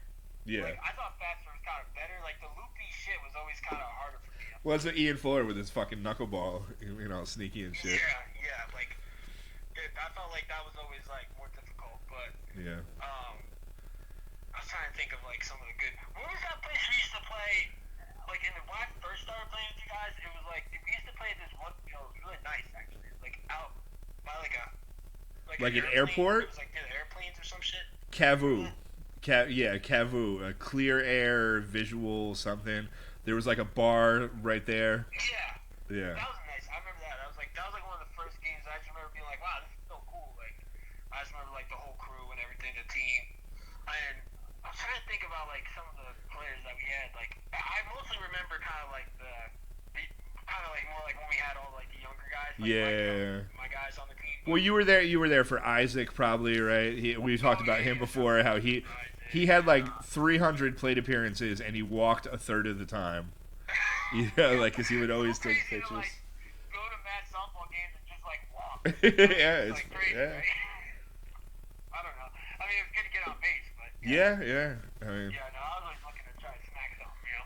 yeah, exactly. That's what I had almost. I had almost no walks. I think in however many appearances. I figure I would always swing at the first pitch. Like a lot of times. Who did you always feel like you really wanted to like beat? Did you feel like who did you feel like was maybe the most difficult for you pitching wise? I mean, some of those teams were like, some of those guys like Chad when we had to play against the Bistro that were just like would hit the ball 1,000 miles an hour directly back at me. Those were the scariest dudes. That dude Adam, that dude Adam with the bald head.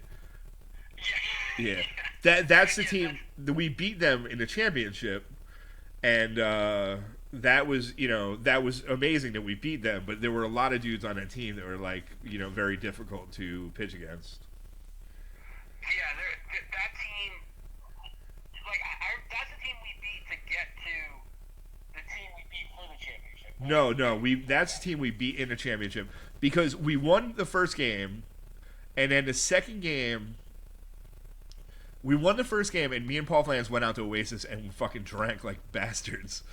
So I was hungover for game 2, but their right fielder's fucking father was the home plate umpire for game 2 at Majestic, and we lost by 2 runs. And the guy was giving me nothing all fucking day. It's like, how is that possible? That you had fucking your father is fucking the home. Don't think for a second that ump wasn't trying to help them out. Exactly, it's like fuck. People don't understand. Like people took this shit. I mean, I was serious. I wanted to fucking win. Yeah. I know you felt that way. Yeah. I didn't look at it like it was some.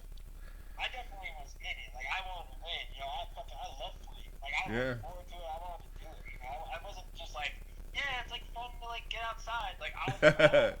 Yeah, no, yeah.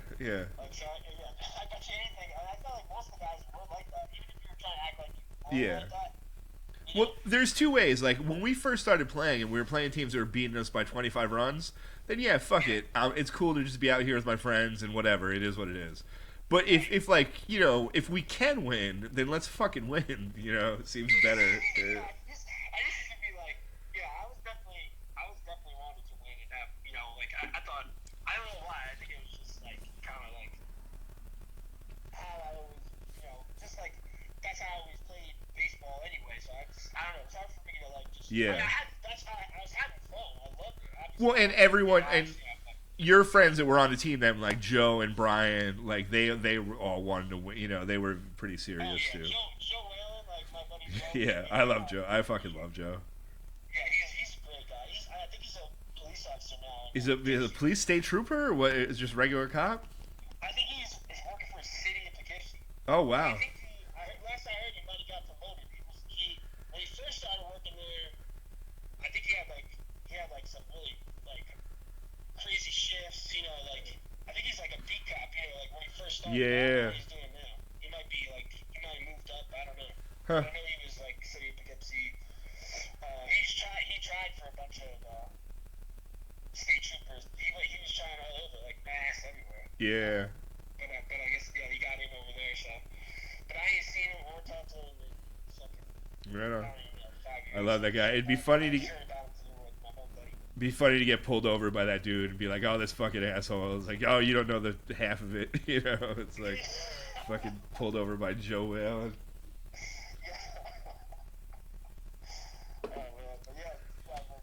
All right, man.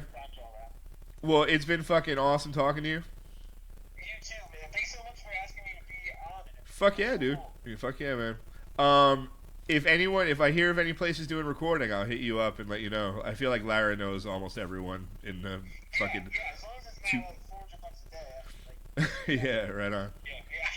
Well, yo, Kev, keep doing what you're doing, man. Don't fucking stop, man, bro. Love you, Thanks man. so much for always being so supportive of me with my shit. Fuck I yeah, dude. appreciate that. Love you, man. Love you, baby. Bye. All right.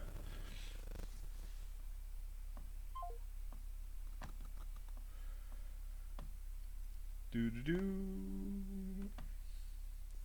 All right, so Greg Farley, ladies and gentlemen. If you need any cabinets made or anything like that, it's the man to see. I did sneak a pee during his broken kidney story, but I do need to pee again. So we're gonna go with Death. I watched Death by Metal last night, documentary about Chuck Schuldiner. Matt Goldpaw suggested it to me. It was fantastic. Let's see what we got. Where are we going? What Death song are we gonna play? Come on. Let's go with this one. And then we'll get to Larry Beemer.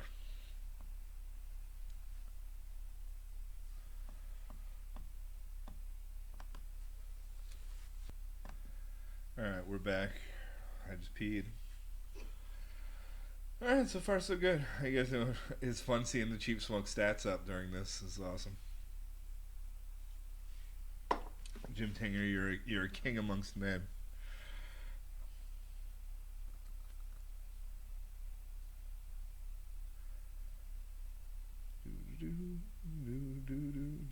Larry Beemer, he was our first full-time designated hitter. He's now a professor. Hello, Kevin, Larry Beemer. how's it going, sir? Good. How are you doing? Pandemic. Yeah. How's that going? You're in New Hampshire. Yeah, New Hampshire. Our numbers are pretty good. Our idiot population is large. Been stuck in the house for 2 months with a 13-year-old boy. Whoa. Is that, do you and Christy have one kid? Just one son? Yeah. All right. Yeah, Jack.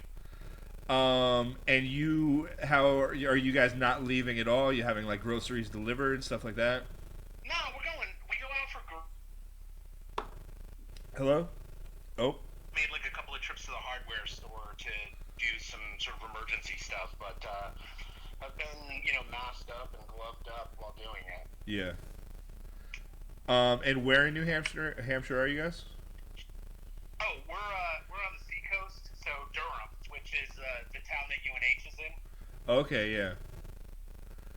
And you've been there for a while, and you're teaching English at UNH? Yep. Nice. How long have you been there for? God, 8 or 9 years, 7 years. I just finished my 7th year as a full-time lecturer. Oh, wow.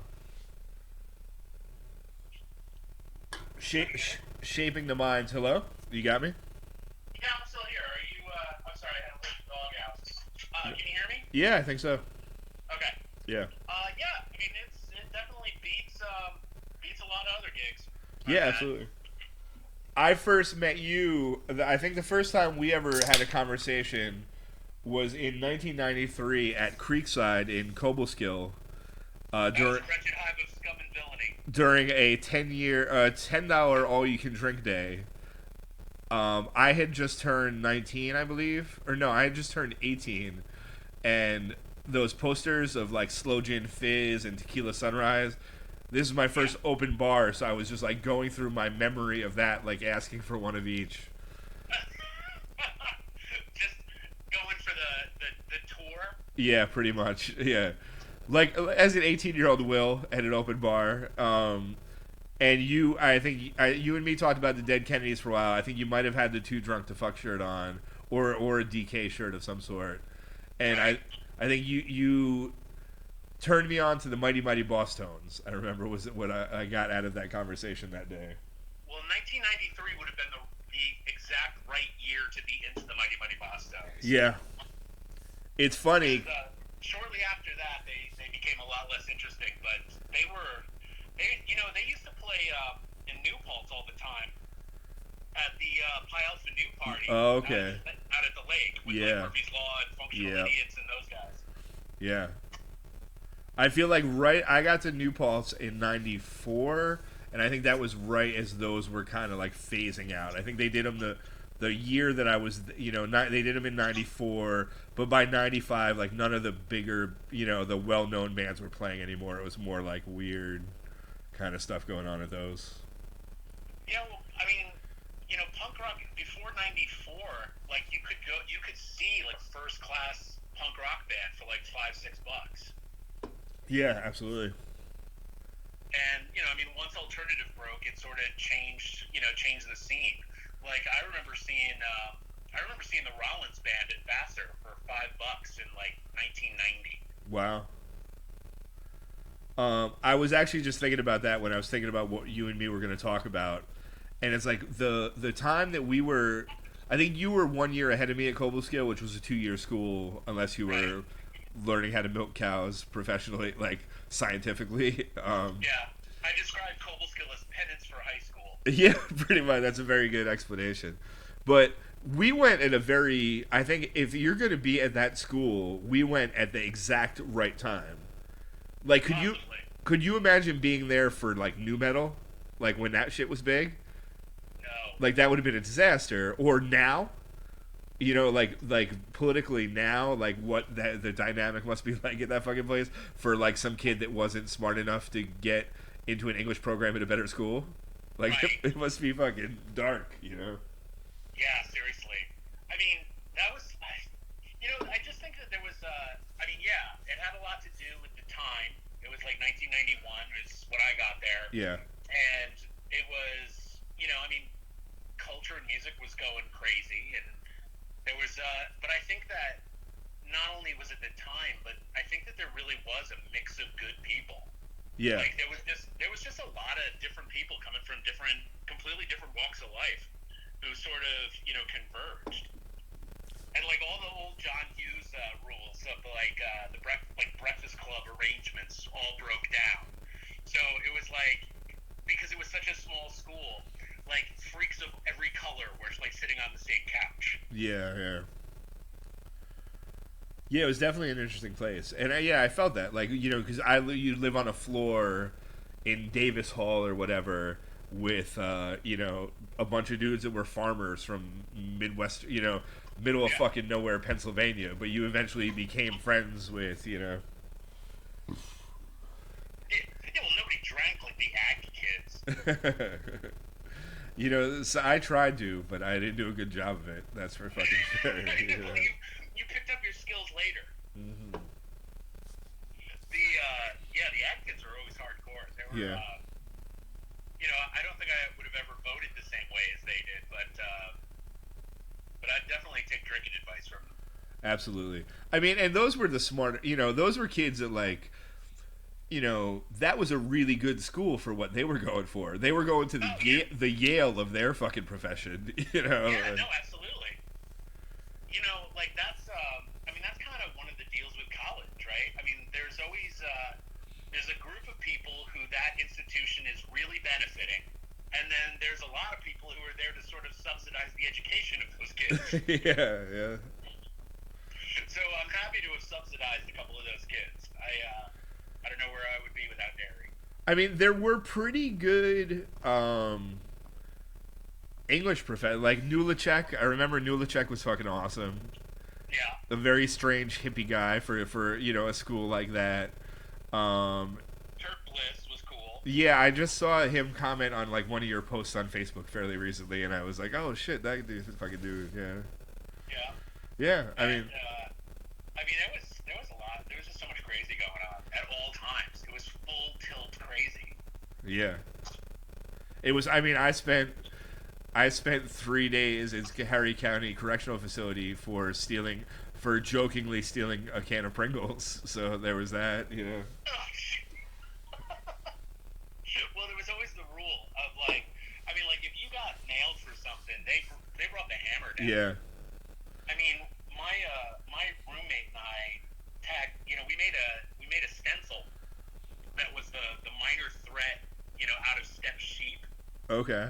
And we stenciled it around campus, like in a couple of different locations, and where Nice. people would stand in line. Okay. Like 3 skipping sheep. Like Oh, in the that's dining great. hall. Yeah. Or 3 skipping sheep, hopping into the registrar's office. And we got pinched for that, and they wanted to go for like willful destruction of state property. Like they weren't going for the juvenile charges. Yeah. Wow. Huh. That was with us. I mean, there was this night in question, like, I did a bunch of different things, like, there might have been some actual burglary committed, there was destruction of property, there was a lot of things wrong that I did this night. Yeah. But at the end of it, we got back to our dorm, and a friend of ours a friend from across the hall had his girlfriend visiting. So his roommate stayed upstairs, with another girl, but in a separate bed. Like, they weren't banging, but her roommate was gone, so it's like, you can stay in this bed, we'll have like a platonic sleepover thing or whatever. Right. So we get back from Creekside in the middle of the night. The dude I was with had stolen a bunch of shit from fucking the DJ at Creekside. Like, on our way to the bar, a bunch of dudes from a house on the main drag there had called his girlfriend a whore. Yeah. So we went back, and I was like, oh, let's throw like rock through their window on our way home. He was like, no, be quiet. And we went to their house and stole their fucking VCR. and fucking, we dropped it like 9 times on the way home, so it was unusable. But we basically just broke into a house and stole a VCR. That's not what I. That's not. Pretty low rent, man. Yeah, it's bad. But then we got back and we went up to fuck with the dude that was staying with the girl on the 4th floor, and we're just like razzing him, blah blah blah. Took a bunch of Pringles. The girl was really mad at us. She was from Long Island. She was like, didn't, I think, have a great sense of humor. She called public safety to like fuck with us, to like, oh fuck you, you did this to me. This is what I'm gonna do to you. And me and my roommate, we show up at the fucking. They came at 9 p.m. on a Tuesday to get us, and they bring us in front of this judge that like literally looked fucking 160 years old. I've got like a Sacred Reich t-shirt on and long fucking hair. My roommate's from Staten Island. He looks like the fucking Fonz with his fucking leather jacket. And they're just like $5,000 bail, Class C felony burglary for taking these Pringles. Like they didn't know about any of the other, like they didn't know about the VCR. Maybe that's a legitimate charge for that, but like. Maybe, a lot of times they when they pinch you knowing that they can't get you for other stuff. Yeah. Well, no, they had no idea. The other stuff just wasn't caught. Like, we got away with. I'm talking about it now because I feel like the statute of limitations is up. But, the other stuff we just got. I'm pretty sure that may, like, there's no assistant DA in Scary County. Yeah. Like, he's going to swat you later because of the great VCR heist of 1992. That definitely scared me for the rest of my life, though. I spent 3 days there because I was afraid to call my mom. And my mom, like, laughs about it now. And, like, I guess she would have then, because we did literally get arrested for stealing Pringles.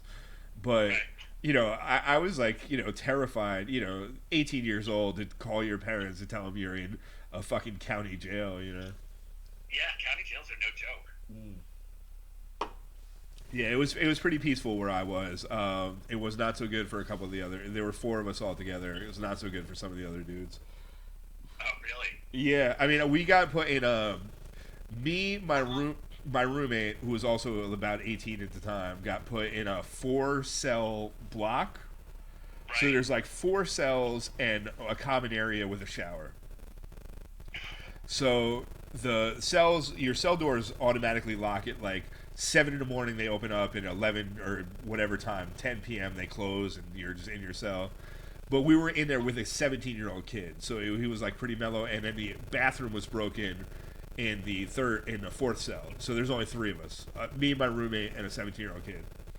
Oh well, if you're gonna do time, that sounds like a pretty decent situation. Okay, so the first night we meet this dude. It's pretty good. Like, we hang out for a little while, and then we go to our cells. Their lights never really go off, so that's weird to sleep with. And you're in jail, so the bed is not necessarily comfortable. And you hear people like they're like the AC/DC jailbreak cell blocks down the line. Right. And people are like, singing "Cop Killer" and shouting "Fuck the police." People are just shouting. It's like there's weird shit going on somewhere else that sounds dangerous. Right. So I eventually fall asleep, and I wake up. And I hear my roommate Jeff Olson from Staten Island, who looks like the Fonz, is like a little short dude with a leather jacket, and he's screaming, "Kevin, help! Kev, help! Please help!" And guards are dragging him out of his cell. And apparently, like, some dude had gotten, like, some white guy had gotten attacked in the, like, AC/DC jailbreak area, and needed to be removed for his own safety. So they were taking my roommate and putting him there, and then bringing that dude to stay with us. And apparently they told my roommate that before they took him out. They told him why they were taking him out. Because, they're going to fuck with him. That's what fucking, I think, prison guards or COs do, but, That's awful. Yeah, and I was just sitting there, 18 years old, with the hands at the bars, watching him being drugged out. And it was like kind of like the cat in the fucking Tom and Jerry cartoons, where they put their arms and legs against every fucking doorway to try to, these dudes are just fucking whacking them. But then the next, that helps. They never win when there's like 5 of them. Yeah, he got out. He called his parents literally immediately and got out the next morning, so he was okay. But yeah, well, I mean, all they want is the bail money anyway. Yeah, exactly. And I mean, the county, like, they set $5 grand bail, but you only get what, $2,500 back at your appearance. Yeah, something like that. My mom works for a lawyer, so she got the bail reduced to 1,000, and like so it still cost me a lot because when they charged me with the eventual charge was violation, disorderly conduct, Right. and some of the other dudes were like fought that and got just dismissed completely. I was so afraid because of the 3 days in jail that I was just like, it was like a $344, disorderly conduct fine. In 1990, whatever, it was a lot. I don't know. Yeah. But it was like at this point, like I'm too afraid of literally going back to jail. Well, we did when we got pinched for that stenciling thing. We like a kid down the hall got expelled, and we kind of made fun of him for it. And so he called the cops, he called the RA, hoping that they would come into our room and find drug paraphernalia. But what they found was that stencil. Oh shit! I got you. And they found the stencil, and we were at a party at Balk Falls. Do you remember Balk Falls? Kind of. It was like this huge rock amphitheater that had like a 70-foot drop into a swimming pool, basically. Okay. Right, and we used to haul kegs and liquor up there. We bring a pickup truck full of supplies and then go into this this area that was just too remote to get into any kind of truck. Yeah. And so we were there, and we were having a blast, and we finally get home, and 5 minutes after we walk through the door, the phone rings, and they say that it's the state police, and could you come in? So our answer is fuck you! Yeah. And hang up the phone, because there's no way that this is what's going on. Yeah, absolutely. The phone rings immediately, and he goes, "This isn't a joke. Could you come in?" So we went through the whole process lit. It was ungood. I bet. They didn't really appreciate that. Yeah. And I imagine they were not very easy on you, because of that. No. I mean, they could have been a lot worse. I mean, obviously they could have been a lot worse.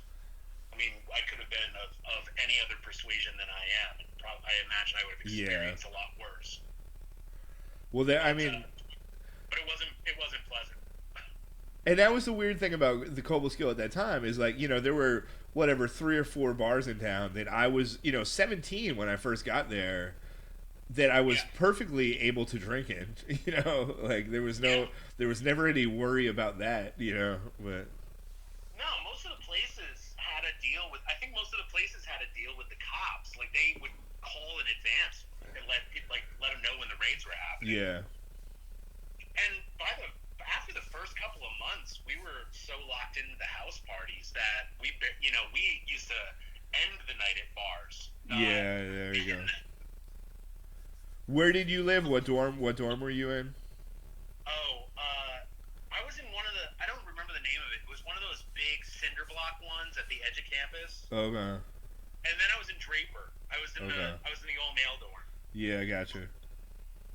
One of the old ones in the that was block. I was in Davis. It was the last one way the fuck out, kind of by if you were gonna walk there Price Chopper the hard way, Yeah. But I'd have to walk through. I'd have to walk through that Draper or whatever the fucking other 3 were there. That was those big cinder block ones. One of the things I remember about Cobleskill was really freaking annoying was the fire alarms. Yes. Yep. It was every night someone would pull a fire alarm, and it got cold there. I mean, you were there in '93, you said? 90. Well, no. Well, yes. I graduated high school in '92, so I started Cobleskill in '92 to '93, and then '93 to '94 would be my second year. So that was that winter that it snowed 4 Yeah, the feet second one night. one. Yes, the second one was fucking crazy. Yeah. Yeah, 4 feet one night. Yes. And the whole universe shut down, and it was crazy. Yeah, but you had left you were a year before me, no? Yeah, I was there And you 92, okay? 93. And then you went to New Paltz. Purchase. I got my, I finished my bachelor's degree in Purchase. Okay. And then you went to New Paltz for graduate. Yeah, for my master's. Okay. All right. So yeah, after Purchase, I lived in Brooklyn for a couple of years. It's almost amazing that someone who went to Cobleskill for English, an English degree, became an English professor. I don't think that's Yeah, that probably doesn't happen all the time. certainly. Yeah, I would guess not. But like I said, Cobleskill was penance for high school. It was a smart ass fuck up, and I got better in school with every degree. Yeah. It just that's the way it worked out for me. Yeah. As you move out of high school and what school was, and then I got to college, and it was with each degree of sort of increased liberty to sort of explore materials the way I wanted to. Exactly. I got better at it. And now you're teaching freshman comp, or are you teaching freshman comp? I teach I have taught a fair amount of freshman comp. And what are some of your good go-to, subversive go-tos to make the kids read? This past year I did Fight Club. Okay, nice. I thought Fight Club was a good book for them to sort of think about the alt-right. Yeah, okay. That whole sort of homosocial dudes who feel like society, white dudes who feel like society has done them wrong, banding together and doing juvenile but ultimately terroristic shit. Yeah, and you think that'll show them the bigger picture? I try. Yeah. My golden rule is you teach to the high middle. There's always going to be two kids in the class who are smart and super smart and don't need to be in that class. Yeah. And then there's 4 kids who are, not going to they're getting their white class, hunting license. And then there's the rest of the kids. So you make the majority of the kids reach for the information that you're handing out, and that's where you should be teaching. Okay. Nice. Yeah, I mean, honestly, Nulachek's opening class in Ellenville High School, I took a college writing class, my last semester of high school or whatever, and some of the stuff I can't remember everything, but she did a lot of Hemingway or a lot of stuff that I say it affects me, but I can't remember what it was. But Nulachek's was the first English class I took at Cobleskill, and it was The Stranger, I think, right off the bat, The Little Prince, Siddhartha, and I can't remember what else. And there was one, maybe The Bell Jar might have been the fourth one, but it was so it was Cliff Notes for being a cool kid. Yeah, kind of. It was whoa, it was stuff that really opened my eyes a lot to the fact that things can be interesting. Yeah. Well, that's kind of what I get to do in my science fiction class, more so than in my composition is really sort of a standard. Got to get these kids up to speed for college. Yeah. Okay. Right. So it's not really about teaching them introducing literature so much as it is about getting them to focus their ideas and create paragraphs. But the science fiction class is fantastic. I love teaching it. Just giving people ideas that they're not used to. That there could be alternatives to the way a government works. The idea of personhood is something that you hold on to, but doesn't really have any basis in biology. These are ideas that freak people out. Yeah, absolutely. It's a blast. That's fucking great. How are you doing? I'm pretty good, man. I live a weird life. I quit the restaurant manager job about a year and a half ago and started a dog walking business. So before this COVID thing happened, I was living kind of pretty off the grid. as a dog walking musician. Right. Now I'm delivering for a restaurant that a bunch of my friends work at. So I'm like now I'm having more of a regular schedule than I did before this happened. Yeah. So now How's the food delivery? I mean, that's got to be keeping you busy. it's busy as shit, yeah. And it's like I have regulars, like I have a nurse that like, and because the decorum has kind of changed a little bit. Like at first, I wasn't necessarily wearing a mask. There's this nurse that I deliver to. She's probably like 55, 60, Joyce, and like first, at the end of my first week of delivering, she was like, "Do you want a mask?" I think she was basically saying you should be wearing a mask, but Right. So she gave me a mask, and then I bought a pack of my own, and I started wearing it then. But now, I've been delivering to her for 6 weeks. She gave me a bottle of wine the other day. Oh, that's cool. And it's like, part of me is like, is this unnecessary risk that, like, delivering food or whatever? But if a nurse is giving me a bottle of wine, I feel like they know better than I do. So, like, I guess people, like, I I don't know. think she's showing you, I mean, I think she's probably showing you due appreciation. Yeah, no, absolutely, yeah. And also, if you're the same guy that's been showing up at her house, once or twice a week for the past 6 weeks, that's a relationship, Mm-hmm. And we should treat each other. We should treat each other like that. Absolutely, yeah. I was at Hannaford today, and the woman in front of me tried to tip the cashier $10, and he was like, "I'm sorry, I can get fired for taking this," and it's like, that sucks, man. This whole situation sucks. Like, what we've been doing, because they're not allowed to take cash, but we've been buying gift cards. Oh shit, huh? Like store clerks, like if we feel like if we want to tip or we're feeling like we're feeling grateful or something, we'll buy a store credit. Okay. And then just leave it on the counter. Oh shit, so that's acceptable, huh? Interesting. It is or it isn't. Someone, Yeah. I don't give a shit. I mean, like, I understand that they don't want to set up the situation where people are handing their employees cash. Yeah. Because that can be disruptive, right? I mean, if one guy is working a register making the same money as another guy working a register, and he just happens into $25, Yeah. that's creates a bad feeling for the other people.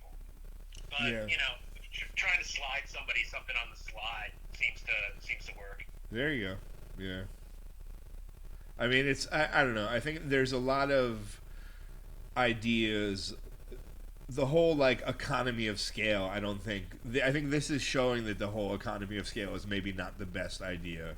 Like you're seeing that with like meat producing companies. Like maybe we shouldn't have deregulated this to the point where there's only 3 fucking companies that control of fucking meat production for 200 and 300 million people. Well, I mean, I think it's laid bare a lot of what people had already sort of suspected.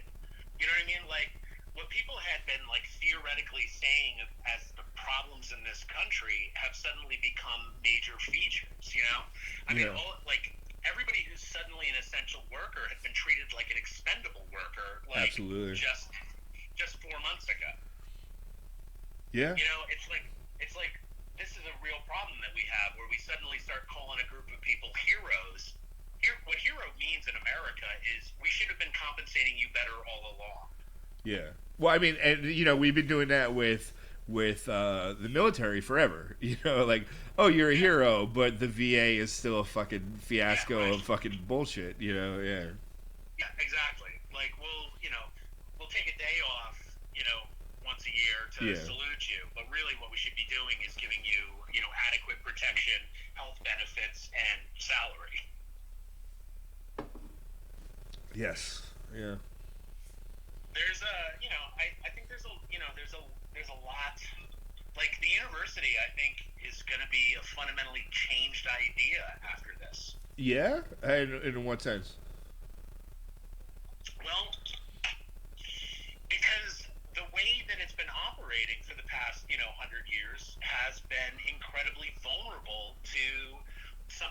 to catastrophe. So whether it's climate or whether it's an economic downturn or whether it's an illness or something like that, suddenly a minor disruption, nobody knows what the fuck to do.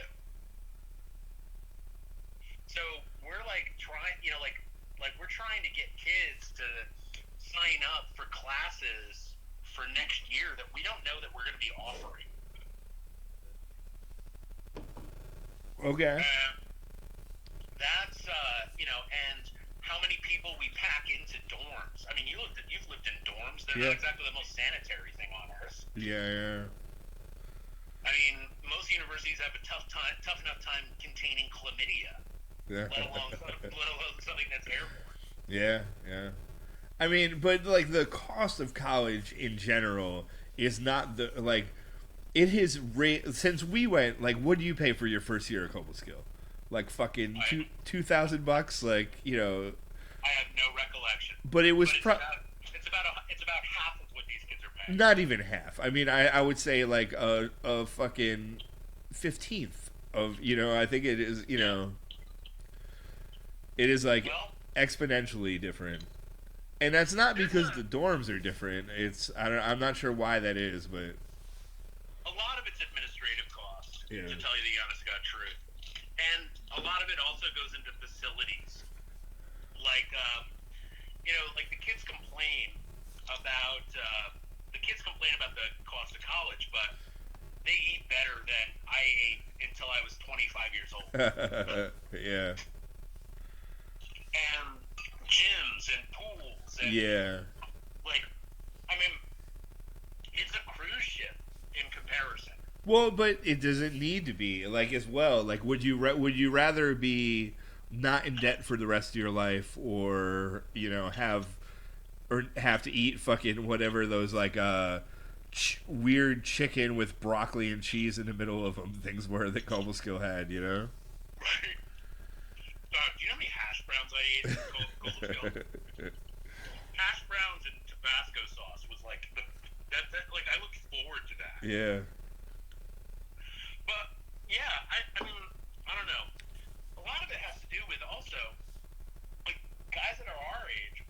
We're like the last generation that didn't necessarily need to go to college to get an entry-level job. Yeah, absolutely. I mean, these kids are getting BAs. They're coming out with, you know, tens of thousands of dollars of debt, and they're getting a job that in 1991 you could have gotten with a high school diploma. Yeah. That's why there's such a, you know, and I think in my opinion, you know, there's such a like what is it, adversity between trades and college, you know, like trades and a liberal arts degree. Like, oh, well, fuck you should have just been a welder, you should have just been a plumber.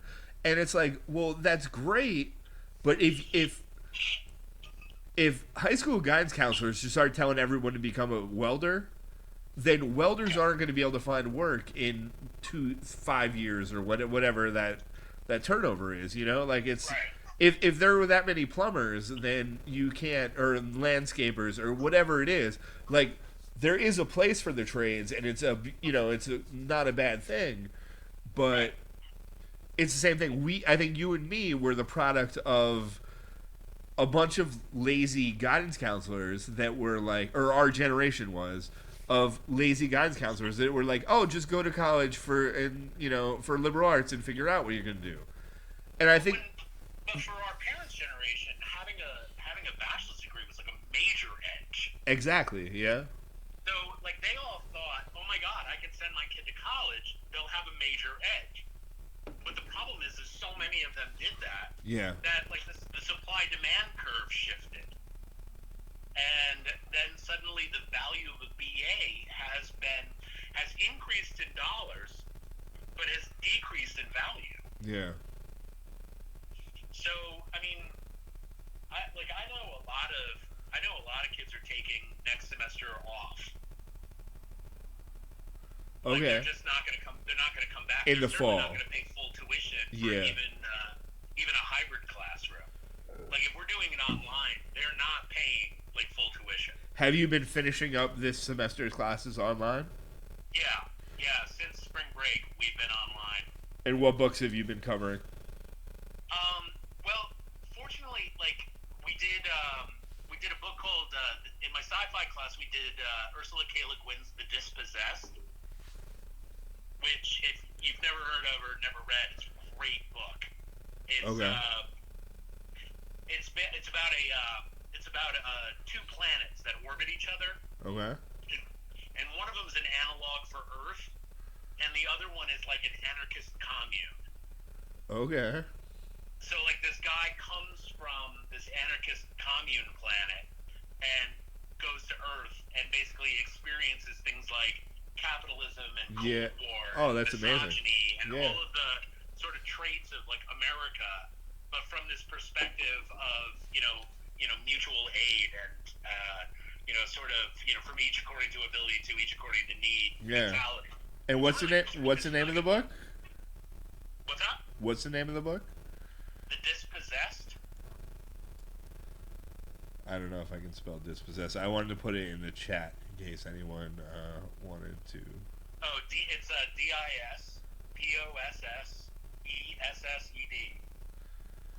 All right, I did it. And my freshmen were reading Watchmen. Oh, fuck yeah. Is there the graphic novel?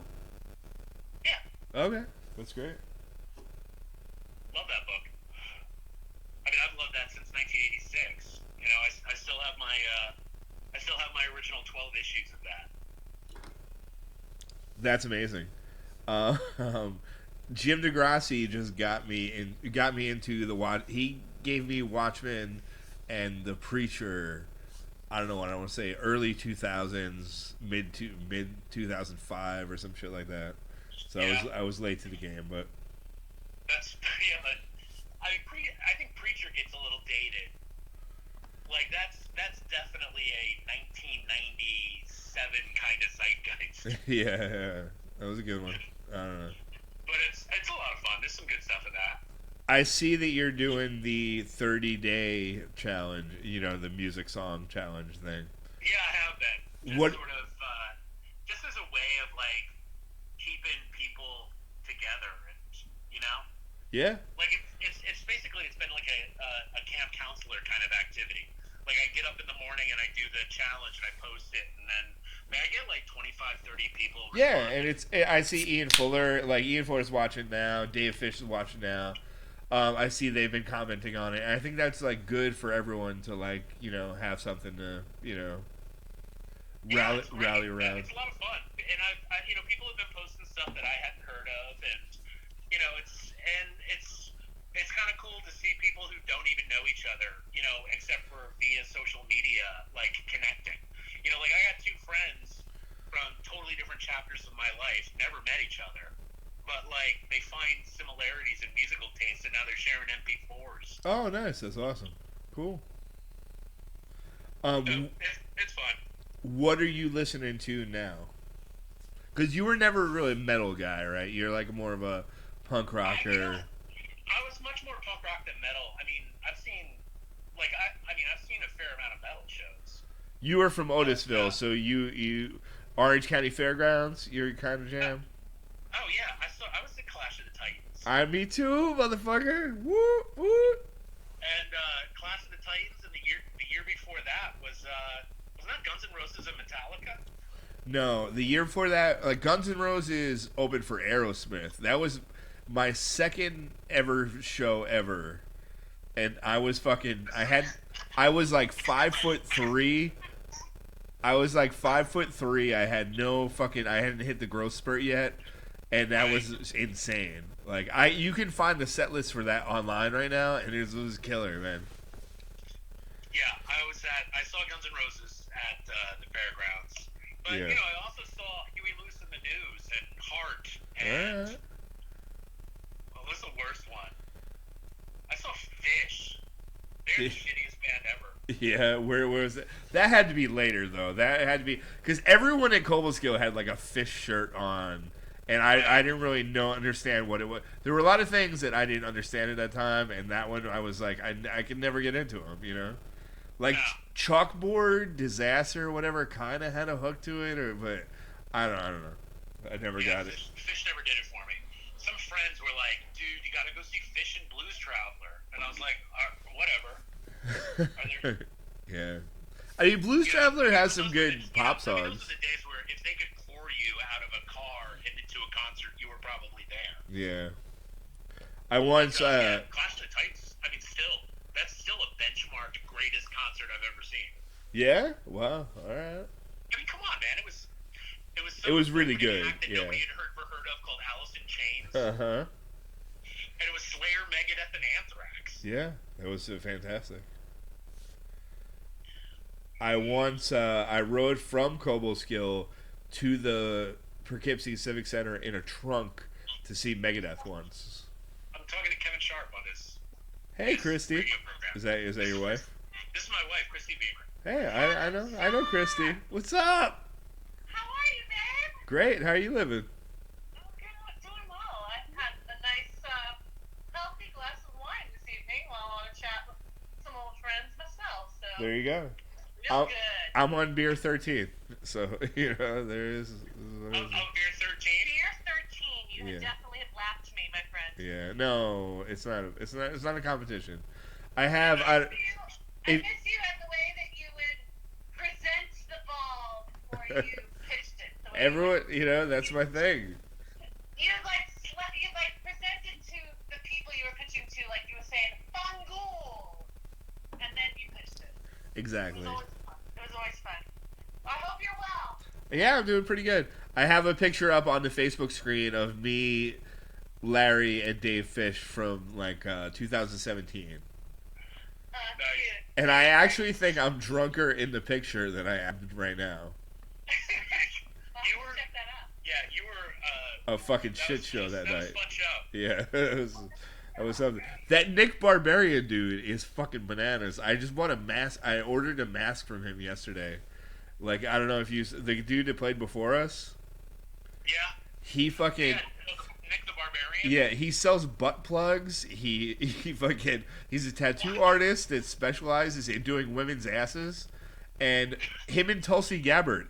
Tulsi Gabbard. Cause, well, you live in New Hampshire, so it's one of the early states. He's like good friends with her. Like he has gone to enough of her rallies that they're like fucking some news outlet fucking tried to defame her by showing him like, oh, this is the kind of people, because he has a tattoo on his fucking skull. But Right. he's really a solid dude. He's like, oh, look at these degenerates that fucking like fucking Tulsi Gabbard. It's bananas, man.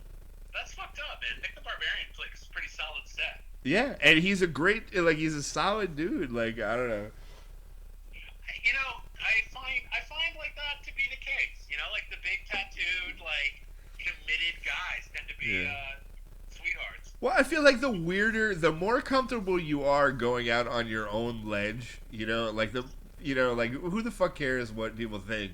I'm gonna do Right. this because I want to do it. The more comfortable you are with yourself, the more at ease you are. The less you are to fuck with other people for shit that's your own insecurities.